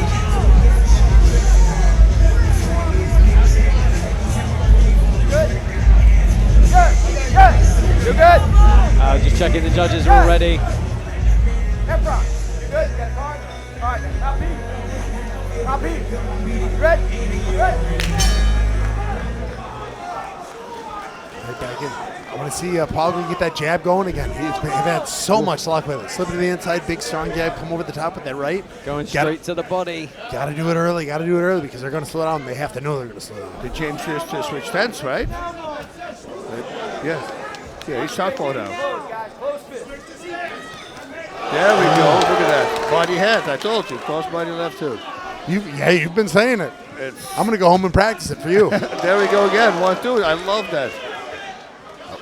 I've always told my guys, don't ever recognize visibly if something doesn't land, because it immediately tells your opponent it landed. Yeah. Well, Pauga ate a jab there, but the offense rate has slowed significantly here in the third, and it's going to be a short 3 minutes. Nice again. The margins to nick these rounds get thinner and thinner sometimes. Pauga's hiding behind that lead shoulder, keeping it nice and high. James goes to the body shot, which is the smart thing to do if both guys are tired. If you catch him on the breathing in part, ooh, that's a big no-no. Well, yes, for you if you throw the punch. Have you ever seen that guard? I mean, seriously used? I have. Have you? Well, I'm asking because I haven't seen it. Big right too. The kind of clamshell. You're kind of coming up like that. Yeah. Oh, shots from Pauga up the inside. Yeah. Oh, and James acknowledges them. And Pauga now pressing forward, backing him up. That's a big kick. That was a big kick. Yeah, that's also later on. And again.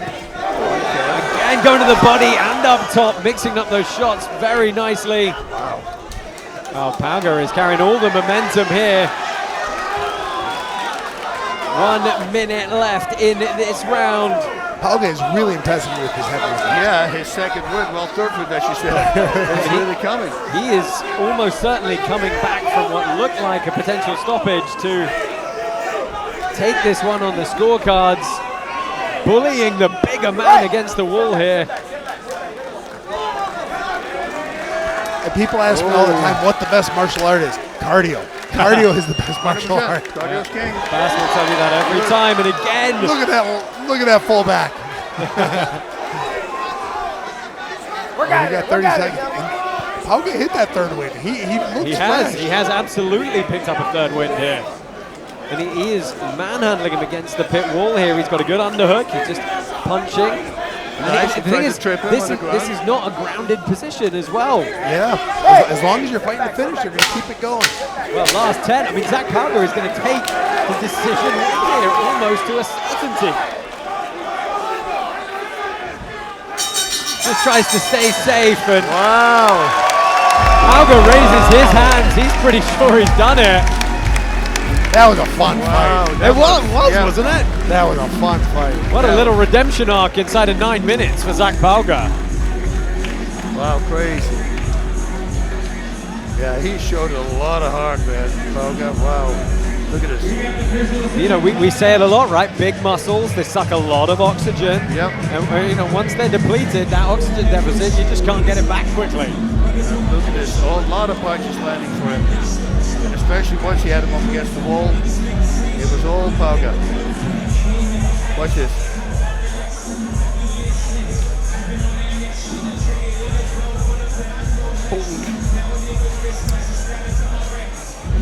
Wow. They really had to work. This is going to be a tough decision. Miami, who do you got winning? Who do you got winning? Well, our MC Aaron Shapiro keeping the crowd entertained here. He said it's going to be a tough decision. Guys, we're not so convinced. We think it's pretty straightforward. I think it's pretty straightforward, yeah. Yeah, it's just Pauga won that third round. It was 100%. probably the most, let's say most dominant round. It was the most one-sided round of the match. Yeah. And watch me be wrong. Oh, man.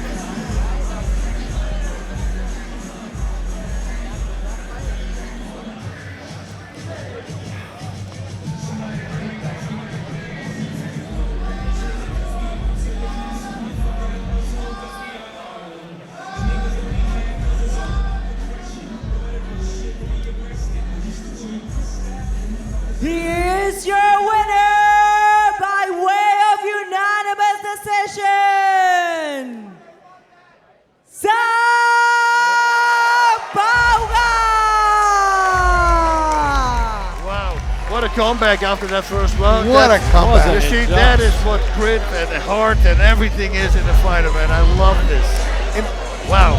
That's one of the ref is the highlight of that round for not stopping that fight. Man.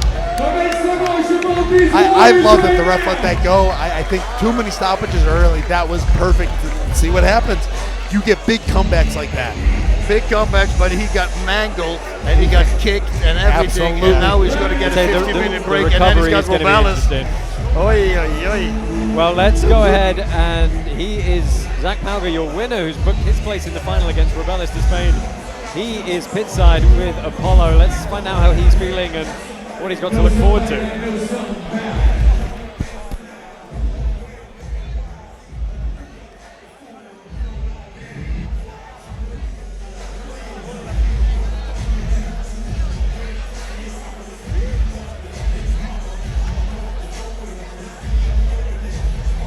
Happy birthday.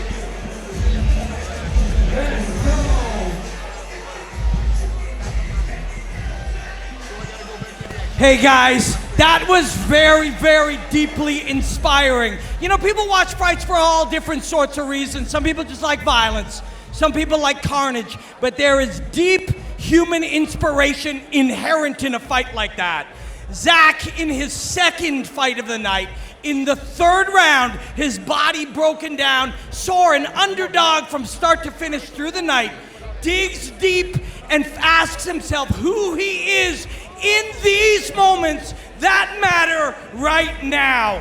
And who he is a very inspiring, talented human being, and he will be our second man straight through to the finals. Let's hear from him. Well, thank you, Robin. Guys, our heavyweight final is set. It is Zach Pauga taking on Robelis Despaigne. Give us your initial thoughts to that matchup. Yeah, well, for now, when we saw Pauga leave, you know, all mangled up, we're going to go, oh, Robelis is still fresh. He's very fresh. I mean, he looked great in his last fight with the kicks. He just destroyed his opponent. That first two-round fight was just a warm-up for him. You know, so he looks great. So right now you go like, oh, that's going to be a tough guy to fight. But we saw Pauga, we saw him recoup really fast. and he started actually getting better while he was recouping and fighting. So we knew he recoups fast if he does it with total rest. Yeah, Sam, you said Pauga's going to be on his 3rd win by the time he fights Robelis. 4th, 5th? 4th, 5th at least. He's going to go back there, and he needs to relax now. We were talking earlier, we wanted to bounce around, stay fresh. He needs to go back there and relax. He needs to just catch his breath and let his body do what it's going to do, because at this point, you have no choice. He's got to go back there, relax, and just start working on that game plan in your head. I love that jab he was throwing. It landed. He'd land that jab, swing under, and come over with that 1-2. If he can do that against Robelis, and there's no guarantee he can, but if he can, hit that body, come over the top, I think he could have some success, but it's his wind he's really going to be fighting. So a bit of a tall order perhaps coming up for Zach Pauga. It really is, because he's also going to get rest now, and he's been hit hard in the first round. Yes. I mean, he got some real big blows, so because he was dazed, he almost couldn't come down into the second round. So that is also going to play a factor, right? I mean, that's also not suddenly going to disappear. That might also get a little bit worse, and who knows, facial. I don't know if he really had some damage. I don't think he had. But yeah, all these factors. I mean, here's the other thing to consider, and I appreciate it's been a reasonable amount of time since Robelis Despaigne competed in Olympic Taekwondo, but it means he's done multiple bouts in compressed time frames before where he's maybe had to wait around, maybe he hasn't waited around, he's rushed. He's at least got some level of experience of, okay, I know I've got to fight again the same day and keep going. Yeah, plus every time when he fights like he's double parked, right? Then he's very successful, because the first fight he didn't. He took a little bit of time, he was just playing around, maybe he wanted to play it safe, but in the second round he said, forget it, man, I'm going to go back to my old ways. Bah, bah, bah, bah. The moment it was over, if you're going to do that could be a problem for Pauga. Yeah, if I were in Despaigne's corner, I'd tell him, relax, you've got time, you've got 3 rounds to wear him down, let him get tired again. But he's been fighting, he takes the center and he pushes forward. That is, it could potentially help Pauga. If Despaigne comes in and Pauga can just start throwing. So you would just like to see him go back to what he did in the first fight, be a bit more technical, a bit more, take his time a little bit more. For round 1, just try and get Pauga to tire out again, slow down a little bit. Okay, well, we're going to see that very shortly. We do have one bout coming your way in the meantime, though. It's going to be our bantamweight champ, Arturo Vergara. The belt's not on the line. It's at a catchweight of 145. He is taking on Franck Mbassi. When we come back from our commercial break, we'll tee you up for what is going to be a really, really nice clash of styles in that one. But fight fans, if you like these fights and you like winning, it's time to follow @CloudBet on X, the official crypto sportsbook and casino of Karate Combat. They are airdropping a USDT to lucky fans all night long. All you have to do is follow @CloudBet on X for your chance to win. Don't just bet on crypto, bet with crypto at cloudbet.com/karate.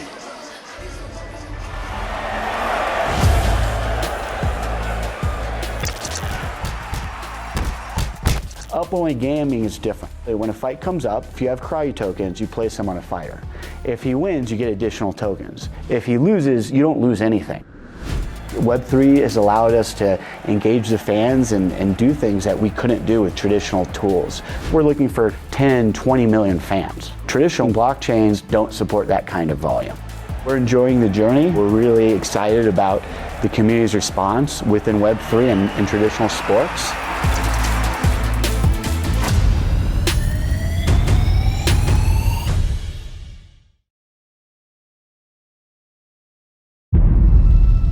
Karate was the biggest martial arts in the world. We all did it. Now karate has become illegitimate. People don't believe in us. What happened? Karate needs a rebellion. We are back. Not only 1 but 2 title matches for you. Are you ready? I think the blood. You're seeing it right here. This is a revolution. Round 1, you ready? You ready? Let's go. Let's see who's going to get to remain undefeated.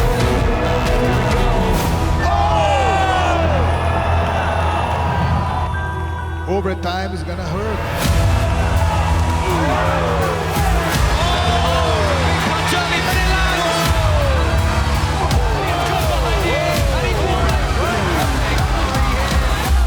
First round finish again. We will see you next time.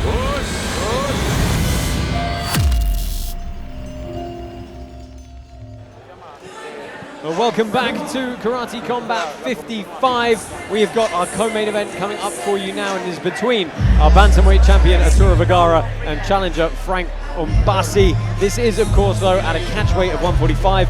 Originally, guys, it was supposed to be Adam Noy challenging for the bantamweight belt. Unfortunately, his visa had a few issues, was randomly denied overnight, and we were able to find a replacement in Franck Mbassi.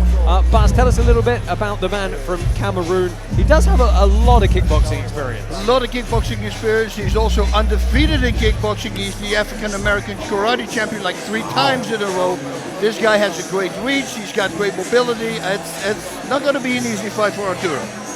You say that, though. Arturo Vergara has done some cool stuff every time we see him in the pit.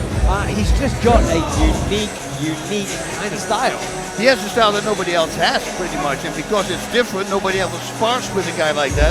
Well, then it's very hard to prepare against a guy like that. It's fighting Raymond Daniels, who are you going to fight to train with, you know, because all these crazy kicks come out of nowhere. See Vergara and suddenly do a handstand kick, boom, landing the kick. I go like, where did that come from? I mean, we've never seen him do that before. Then he do it and he lands it. You see, and that comes, what I said in the opening, with endless stamina. So he will not slow down. This guy can go 5 rounds all the way, full power, and that's the biggest strength from him. He's got the heart, he's got the will, determination, wants his kids, his family in America, and that's why he's fighting.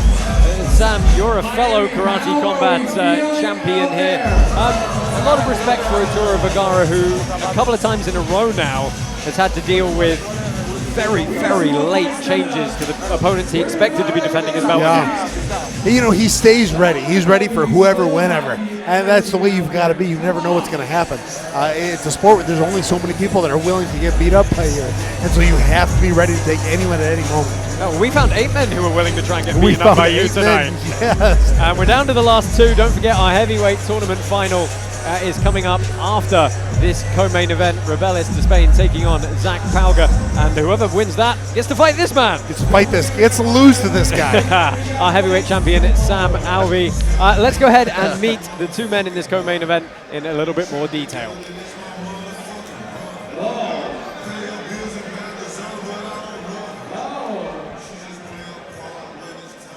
That was a nice look.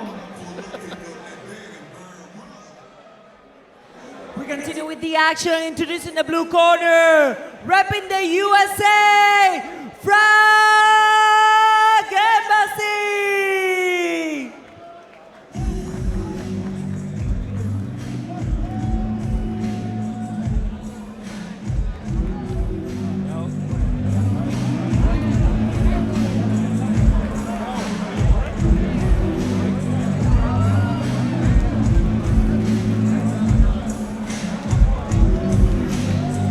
Well, Franck Mbassi, he merges slick Muay Thai with kind of French-style footwork. He's on a bit of a hot streak at the moment. Several straight victories, highlight reel knockout. Fairly recently, he's got sharp kicks. His distant management makes him a real nightmare to face. I do expect fireworks from the opening bell here.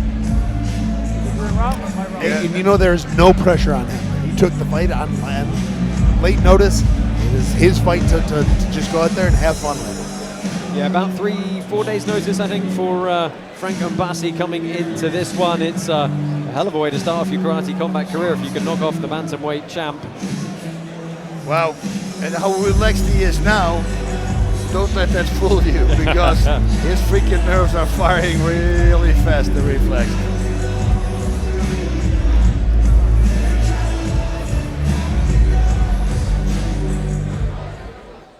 And his opponent fighting out of the red corner, Arturo Vergara. Well, originally from Chile, now making his home here at the Belcher gym in Miami. Actually just a few blocks from this building. He is known for rapid fire combinations, very unique, diverse types of attack. He's got an iron chin to boot as well. His pants are golden. I don't have golden pants. I need golden pants. Sam, it's got to be your rider for your next fight. That's what I need those. It's really nice. Yeah, that is a new style of Karate Combat champion pants. Add some weight to you though, huh? It's real gold. It's probably real gold. The hands are very heavy. The belt is really heavy. He's been working so hard to bring his family here. He's already in the pit. Yeah, he's eager to get going. I mean, this guy is an absolute dynamo. Just a real kind of... He's braver than me. Yeah. I would not jump into They already stepped in the pit.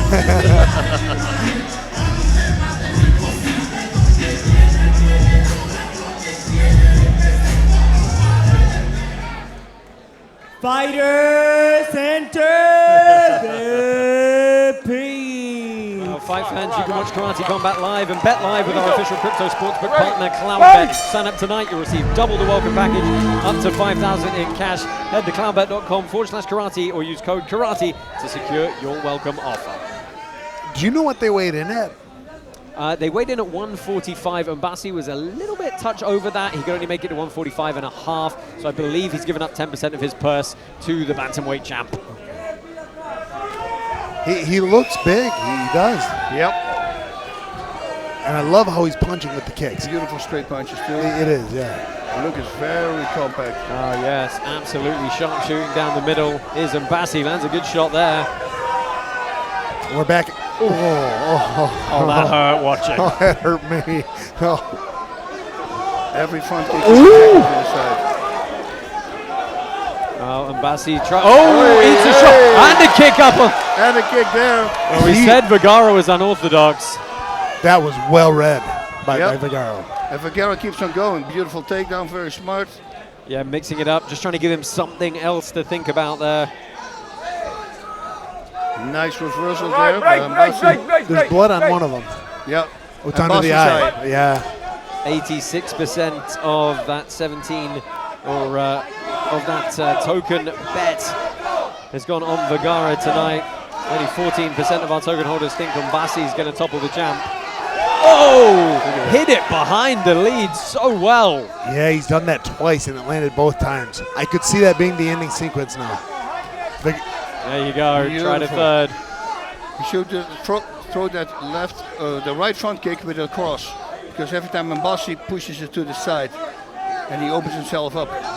Good knee on the way out. Nice little spin. Try and get some damage on the way down. You know, Vergara has a lot more mixed martial arts and wrestling experience than Mbassi does, and you see it kind of paying dividends for him there in the scramble or the body lock. And he's opened up a big cut here, looking to land some ground and pound.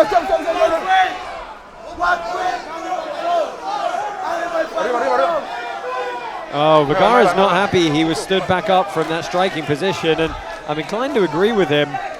Hey, I felt like he was yelling before he got stood up.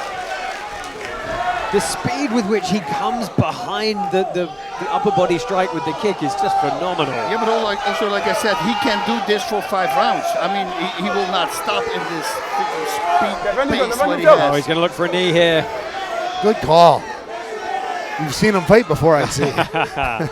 Well, you know, the pit obviously reminded to folks, you're not a downed opponent against the pit wall like this. So you can get axe kicked in the head if you needs be. And I like his strategy of attacking off his back as opposed to sliding to the ground. Since they introduced the rule of you can attack on the ground until you're done attacking. Right, sliding down, not a helpful doesn't move. help nearly as much as it used to. Well, a dominant round for our bantamweight champ. Let's take a look back at some of the highlights. The whole round was highlight. Right? Yeah. It's the diversity of attack and it's the pace of attack. The tempo is just relentless. Yeah, that first clothesline almost, it looked like.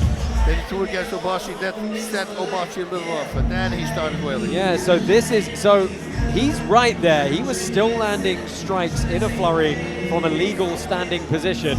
So I can understand why he was a little bit upset the ref stepped in. One thing we saw from Vergara before is his ability to take a couple of seconds just to clear legs and clear a guard to get to a good striking posture. Come on, They calling for doctor? Yeah, they're checking the cut, maybe. I didn't get a good look at the cut. It didn't look huge, but it looked in a bad spot. Yep. But also, he's dark-skinned. You can see really the blood that was open, you know.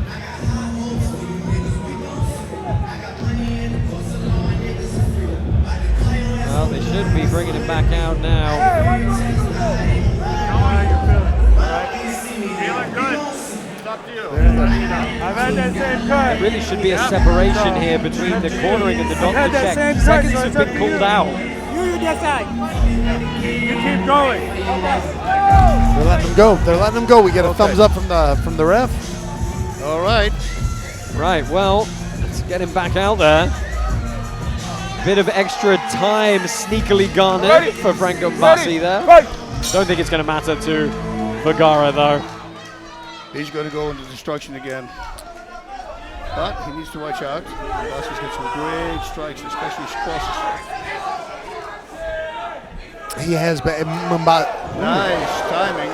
Yeah, good timing I on like the that ninja roll too. The kick. Vergara, southpaw here. Actually, both of them southpaw.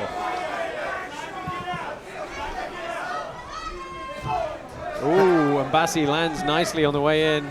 Didn't get much extension on that jab, though.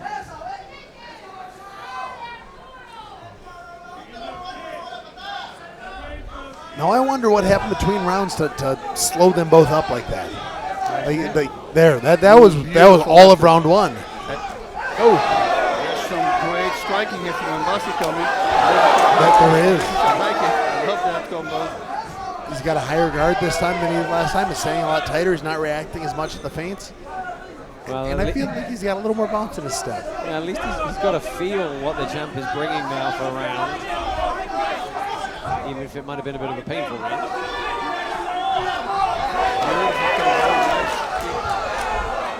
Vergara has to scramble quickly there, approaching the halfway point of round number 2. I like that he caught the kick and immediately went for the sweep with the big kick off bat. And when he didn't fall, he was throwing punches.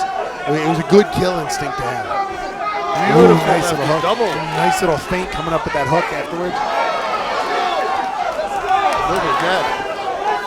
Just trying to go for the head from such a close range. That's why it's such a great setup. You never expect a high kick from a rim shot. Oh, that's a nice little diversion.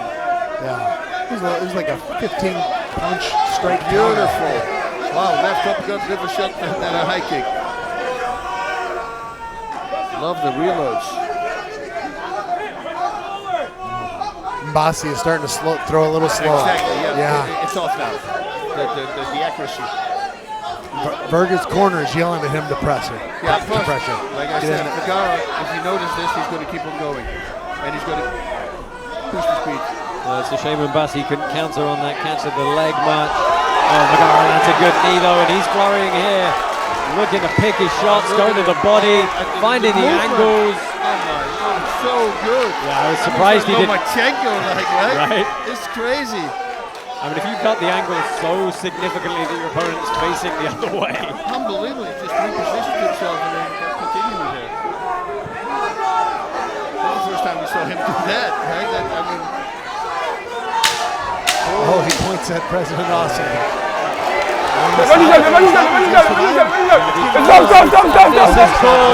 TKO victory for Arturo Vergara.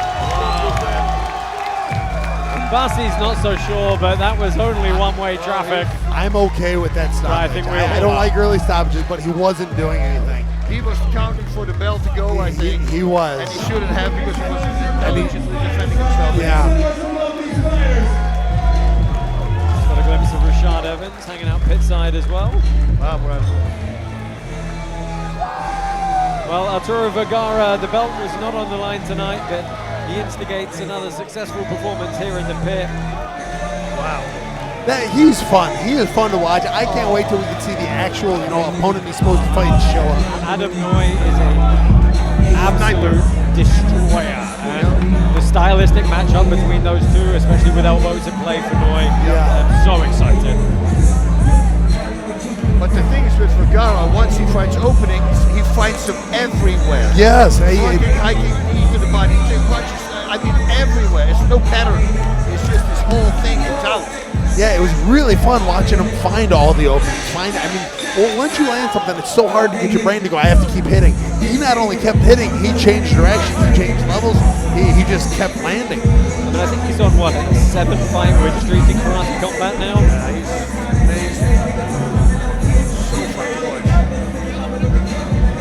Yeah, he did this space at high altitudes, and he just kept blasting. It was insanity. Well, here we go. Let's go ahead and get the official decision.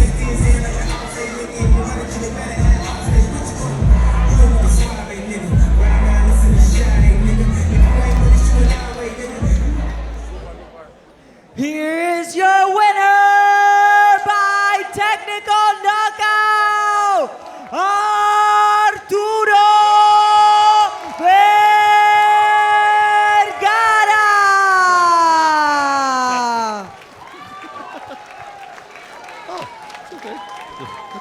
Congratulations to Arturo Vergara, your winner by TKO. See if we get a few words with him up pit side with King Apollo.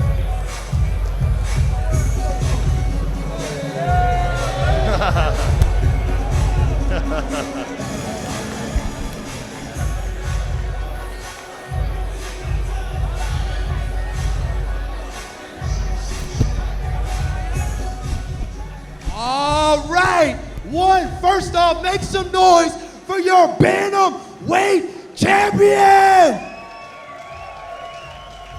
Now Arturo, 7 fights, 6 finishes. You're something special. You took 2 opponents on short notice and you made it do what it do, just like you always do. How you feeling right now, champ? What's up, Miami? No, of course, I feel amazing. You know, it was a tough fight. This guy is smart. He changed the rhythms in the second round and said, oh, damn, he surprised me. First of all, I want to say thank you to everybody who is supporting me here. It is amazing energy. It's been a long time. Today is a special day because since 4 years ago, I couldn't see my family, and now finally they're here after 4 long years. So it is amazing, you know. My fight for them, for my son is here. my mom, my stepfather, my brother, my wife is there too. So yeah, happy. And let me answer your question, my bad. I feel amazing, bro, you know. I'm ready to fight everybody. I'm ready to fight everybody, even one day notice. I don't give a fuck. Hey, I agree. I know you were ready to fight at any time. So does this sit at the top of the wins for you, being able to get it done in front of your son after all these years? Yeah, it was amazing, bro. Even like, I felt it when the guy hit me once. I say, shit, I cannot lose this fight. But yeah, I think it's a different energy. And let me ask you something. Chama or no chama? Chama. Let's go. Well, listen. This is your winner, Arturo Vergara, getting it done once again. Make some noise for your bantamweight champion of the world before he gets one more word in. Oye, esto en español. Hay mucha gente acá latina, mucha gente que ha dejado su casa buscando un sueño. De verdad, muchas gracias por el apoyo. Sigan luchando por sus sueños, incluso cuando las cosas estén difíciles. Sigan y perseveren. Mucha fe, mucha paciencia. Y nada, sigan adelante, siempre se puede. All right, make some more noise for Macaco Flow. Thank you, Arturo. Let's find out how Robin Black feels about our bantamweight champ. Guys, that was a thing of absolute beauty.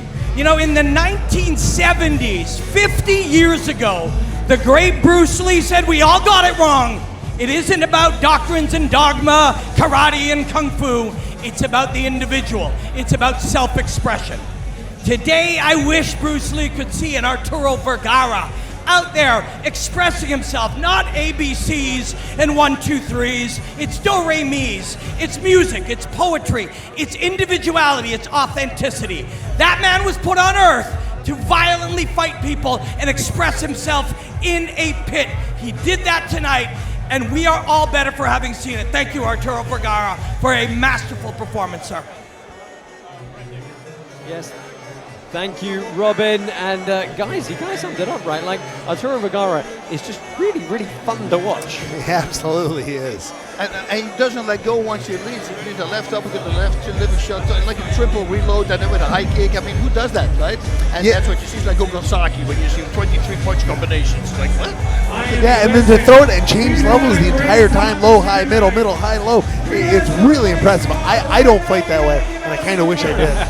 Yeah, it's just the mixing up of target zones, right? It's the sheer diversity of what the opponent has to deal with that just overwhelms them. And, you know, like you said, Bas, one lands, he finds the opening, and then he just suddenly keeps fighting them. Add that to just insane cardio, it's going to be very tough to stop. Very tough to stop, and it's also, you know, if you, I go again, I say the same thing now, if you don't have a sparring partner who does that to you, you cannot prepare for it. It comes out of the blue. I mean, in the beginning, he kicked him in the back of the head even because the guy was split. Boom, there's a big hit, there's a punch in the face again. And like Sam said, it goes to the body. It's mixing everything up. There's no patterns. And when there's no patterns, people are hard to figure out. Yeah, well, let's hope we can get that bout against Adam Noy figured out and make it happen for the bantamweight champ Arturo Vergara.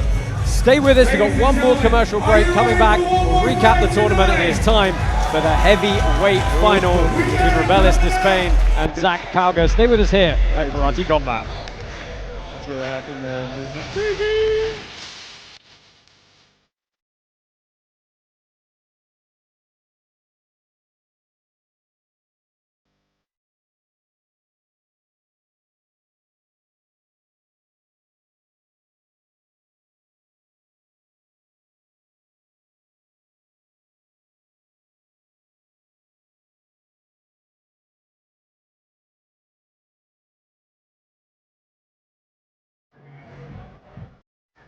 My friends, fight fanatics and combat connoisseurs, we started tonight with 8 behemoths. We are down to the final 2. We have a Cuban master of combat, a big, powerful, explosive animal who knocks people out in moments. And we have an underdog who showed us, redefined for us, what heart and grit and will is tonight in the 3rd round of the semifinal. Are you ready for our final of our heavyweight tournament? I said, are you ready? Can you dig it? This is our heavyweight final. Enjoy the hostilities, Mike. Well, this is our heavyweight final indeed. Guys, let's take a quick recap of how we found ourselves here. Robelis Despaigne taking on Zach Pauga, the Cuban Taekwondo expert. He went through a decision against Saulo Cavalari in his first round, showed some good awareness, some good fight IQ, some good patience particularly, and then blasted Tim Johnson in the 2nd round and is probably feeling very fresh and happy right now. Yeah, probably feeling very fresh and happy. He's out there just, I mean, he's been in back just kind of relaxing, watching his opponent give 3 rounds of example of what could happen. He is the most prepared for this next fight, I believe, of the 2. 100%. He's fresh. I mean, the kicks, the power that he had in the 2nd fight, it's just scary, you know, and he like the low kicks, they're really with the shin. You go like, oh, he's a Taekwondo guy. Wow, he doesn't look like a Taekwondo guy to me. I mean, he kicked him through the defense, right, with that high kick. Tried to stop that from a guy who's that big, who has technique, who's been on an Olympic team Taekwondo. Man, scary, the front kicks, and he did front kick. I thought, oh my God, this is like John Jones, he's going to set him up with the head kick suddenly. You know, because once they start doing this, and then the front kick to the face, we might see it. So Zach Pauga, by contrast, he unexpectedly took out Alan Belcher in the 1st round. Fantastic victory for him. And then he came back from some adversity against Daniel James, a man who is only an inch shorter than Robelis Despaigne. So he's just done 3 rounds against a giant. He's got to do another 3 now. Well, it's scary, but you know, if somebody showed tonight the grit and the heart of a fighter, you know what that should be, it's him. I mean, unbelievable to make a comeback from that. So if the fight goes to the distance a little bit, well, and he gets Robelis tired, well, he might repeat the whole sequence that he just did. And we'll see if we can get his head movement still working. Now, Despaigne throws a little different. He's a little wider with all of it. He doesn't throw as much straight. It's harder to slip. It's easier to not be hit by it, but it's harder to slip. Sometimes you slip on those wider shots, you can still get cracked. Well, let's see. That has been the MO for Despaigne in most of his karate combat bouts. For the last time tonight, let's introduce these two fighters.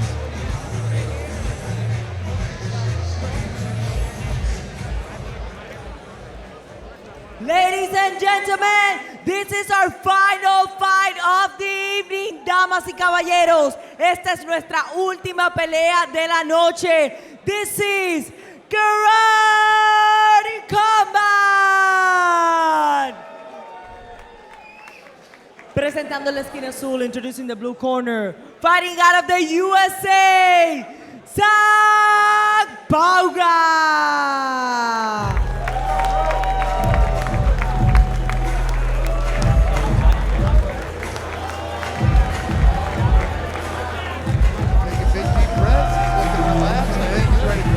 As ready as he could be.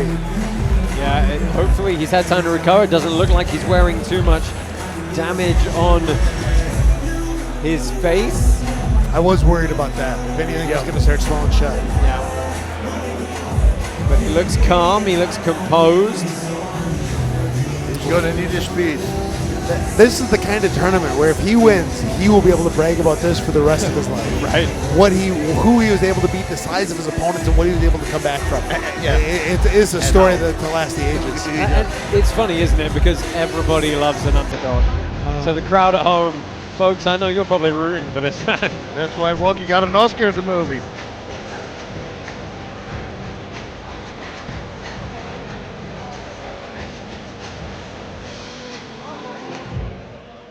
Se pone on the red corner, su oponente en la esquina roja. Desde Cuba, Robelis Despaigne.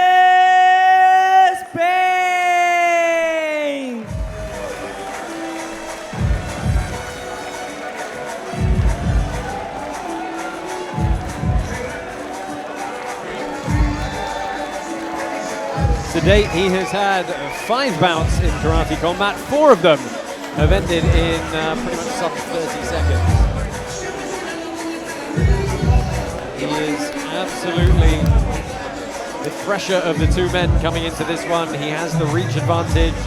He probably has the power advantage as well. 86-inch reach at 6'7". I mean, that is gargantuan. Now, this is a 3-round fight, correct? It is, yes. 3 rounds, championship of the tournament. Potentially. Sam, if you get to fight these guys, well, you're going to fight one of them, but if you get to fight him, you're going to get 5 rounds. 5 rounds. I'm going to use all of them. Oh, man. Well, Sam, we know that you wanted to fight Robelis, but now if this guy breaks through, he's the guy who did that, so that could be a good fight as well. Then it's the narration change. I get to fight an NFL fullback. It really is as hard to do as become a bronze medalist in the Olympics. Oh, man. What team did he play for? Do we know? Was he a Packer? Go Packers. Eli, go Packers. Sam, go Birds.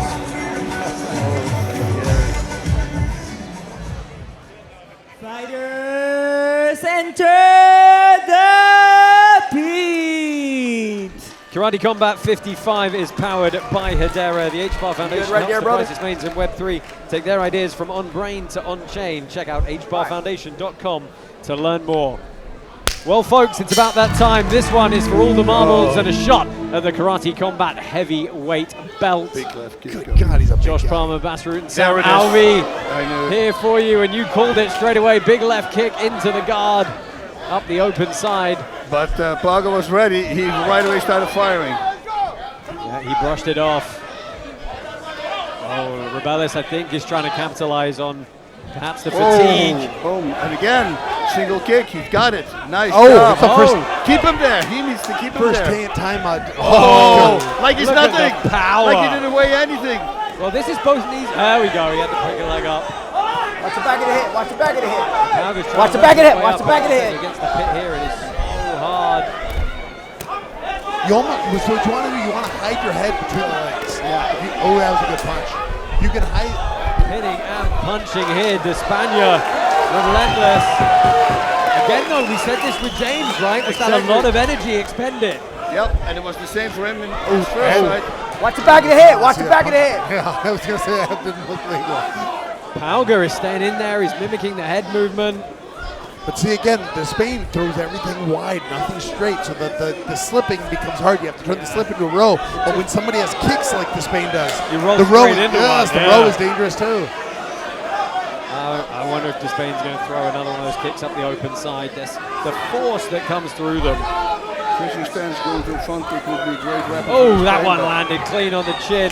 Pauga barrels forward, head in the chest. Well, this is kind of how his first round against his previous opponent went. Oh, man. Oh, some deep breaths, perhaps. Yeah, Despaigne is bleeding. Oh! Pauga lands a right. Yeah, maybe They got you.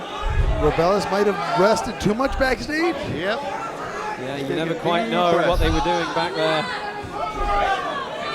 Yeah, he's looking off balance a little bit. Now, I don't know if you guys noticed, when they were on the cage, Despaigne just decided, I don't want to be here anymore, and threw him off. Have you seen someone turn him with a collar tie like that? There you go. I'm done with this. Yeah, get away, fly. The first good left has been finding the mark in each exchange for Despaigne. There's only 30 seconds left here, though. Paul just waiting for a kick to run in there. Yeah, Despaigne's work rate is definitely He's gonna slow. go down with that kick. Yeah, hitching the pants up, switching his stance. Attack low, attack low, attack high. Pauga's going to come firing right away. Now we're starting to see the real damage on the build-up of Pauga's face as he clams up there. I can't believe he's eating all this. I know, and he's going to see it out of the first round as well. Wow. Wow, what a fun round. Man, he's got a lot of heart. Yeah. Look at both of them in the corner. Despaigne is bent over a little bit more, but it might be the way he does things. Pauga is sitting upright. He's trying to breathe, and he's trying to focus. He's been taking some shots. I think they're just talking about possibly getting a little bit of cutman activity into the eye, which means one of the corner men is going to have to move out of the way here. And mentally, is this going to do something to Robelis because he saw that fight and how he came back from it, and Robelis looks tired. He does, he's breathing heavy, and they're and spilling he knows ice. that Pauga is not going to stop. He's going to come forward. Let's take a look at some of the replays here. I mean, Robelis really went for it a couple of times. Oh. Now you got to wonder if Pauga has enough to land that shot. Well, let's see. Robelis still has some power on those pops. I mean, there's still a lot of man behind him. Oh, they got to stop working on the cut here. Oh, they're calling a time to get the cut resolved.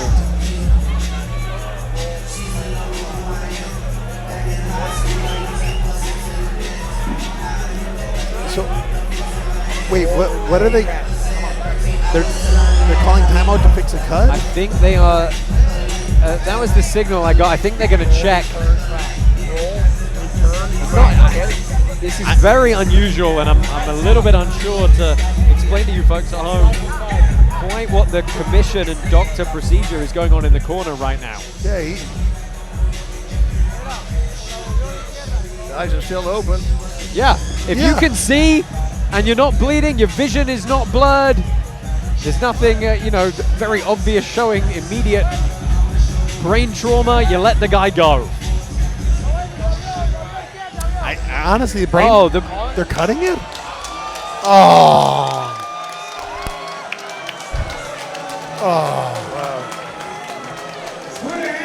The doctor is saying something to do with the eye, but I mean, maybe there's retinal damage we can't see, or yeah, the referee looked at me and he pointed at his eye, so there is something with his eye, but I mean, it's a real shame because Zach Pauga was still in this one. I wonder if they're just seeing something, blood behind the eyeball we can't see. TKO, doctor, stop it. TKO, doctor, stop it.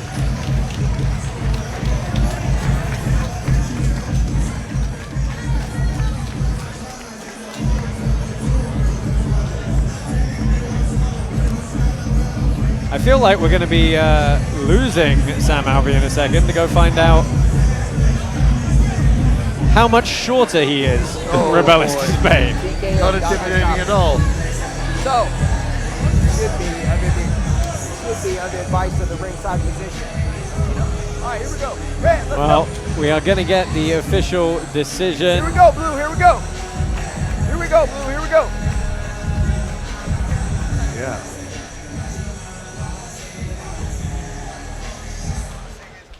Here is your winner by technical knockout, desde Cuba, Robelis Despaigne.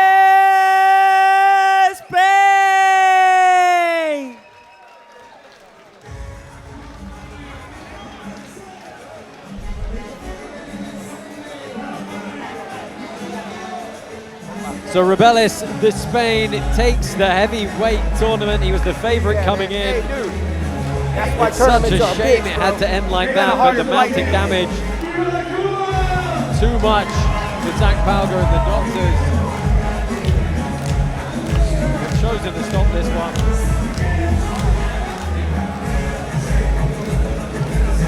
That's why tournaments suck. And there bro. we go, Boss. He had a lot harder Alvey, fight our than he would. heavyweight It's like you win a 3-round title war, you win holder, in is 5 going to be seconds. putting his belt on the line against Robelis Despaigne.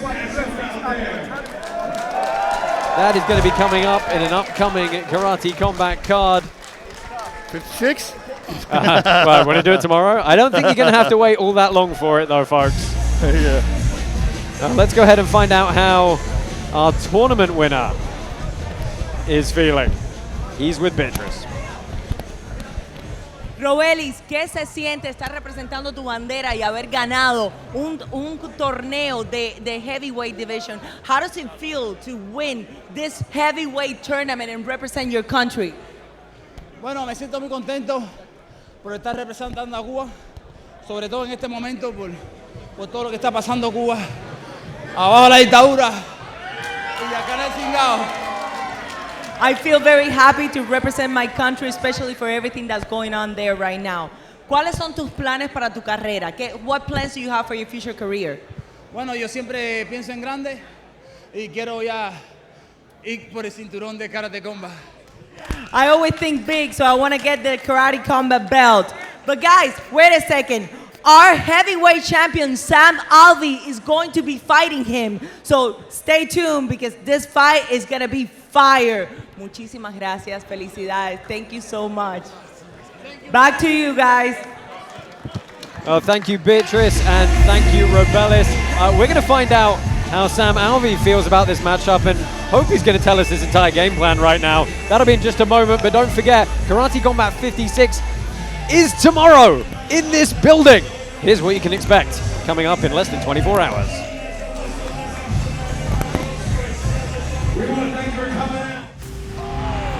There are some people that are just a different level. Undisputed lightweight world title unification. Rin versus Roca. 1 year of bad blood. It's time for the lightweight belt unification. The return of Luis Rocha. I'm the original king. This belt deserves a real champion. I'm the real champion.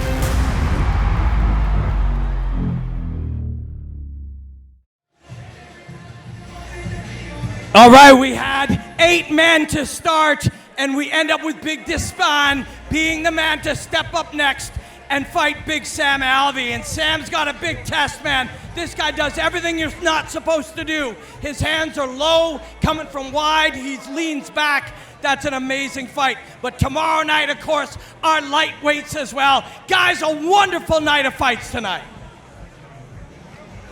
Yes, thank you, Robin. A very entertaining night of fights indeed. Guys, we had what we kind of expected from a heavyweight tournament. We had a lot of knockouts. A lot of knockouts, but I want to know how Sam felt when he was standing in front of him.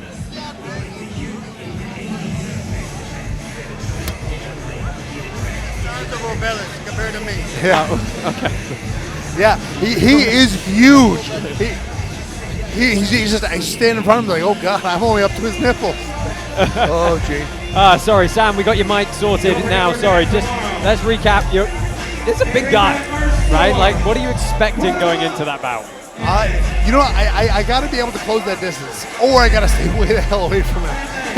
There's no middle ground. And with as big as he is, he could be in his corner. I'll be in my. He could still hit me. He's got a 3.5 mile reach. It's crazy. So it's going to take a lot of training, a lot of practice, but I've got a great team behind me and a Guardian MMA here in Tennessee. And I'm going to put together a game plan. I'm going to come out and win. Like I said, this tournament was to decide who gets to come out and lose to me. That's what this tournament was. And he's the man that gets to lose to me. You're going to bring in Shelby Shield from Holland to train with. You know, Shelby Shield is also 210. It's like 7 feet. Maybe you should train with him. No. Wait, what was that? Shelby Shield. Yes. The 4-time K1 champion. You know, I'm probably going to get Nagano to come out and help me too a little bit. He and I have been buddies. We've known each other for a while now. And I've just got to find big bodies that can throw really hard. Now, Bas, I think I know some of Sam's game plan at least is going to be he wants to hug the guy and wear him down. He is a hugger. Drag him down. But the thing with Sam is, you know, he becomes so mean when he's fighting, you know? He's smiling, but then it's like once he starts hitting, But we know the game plan is that, right?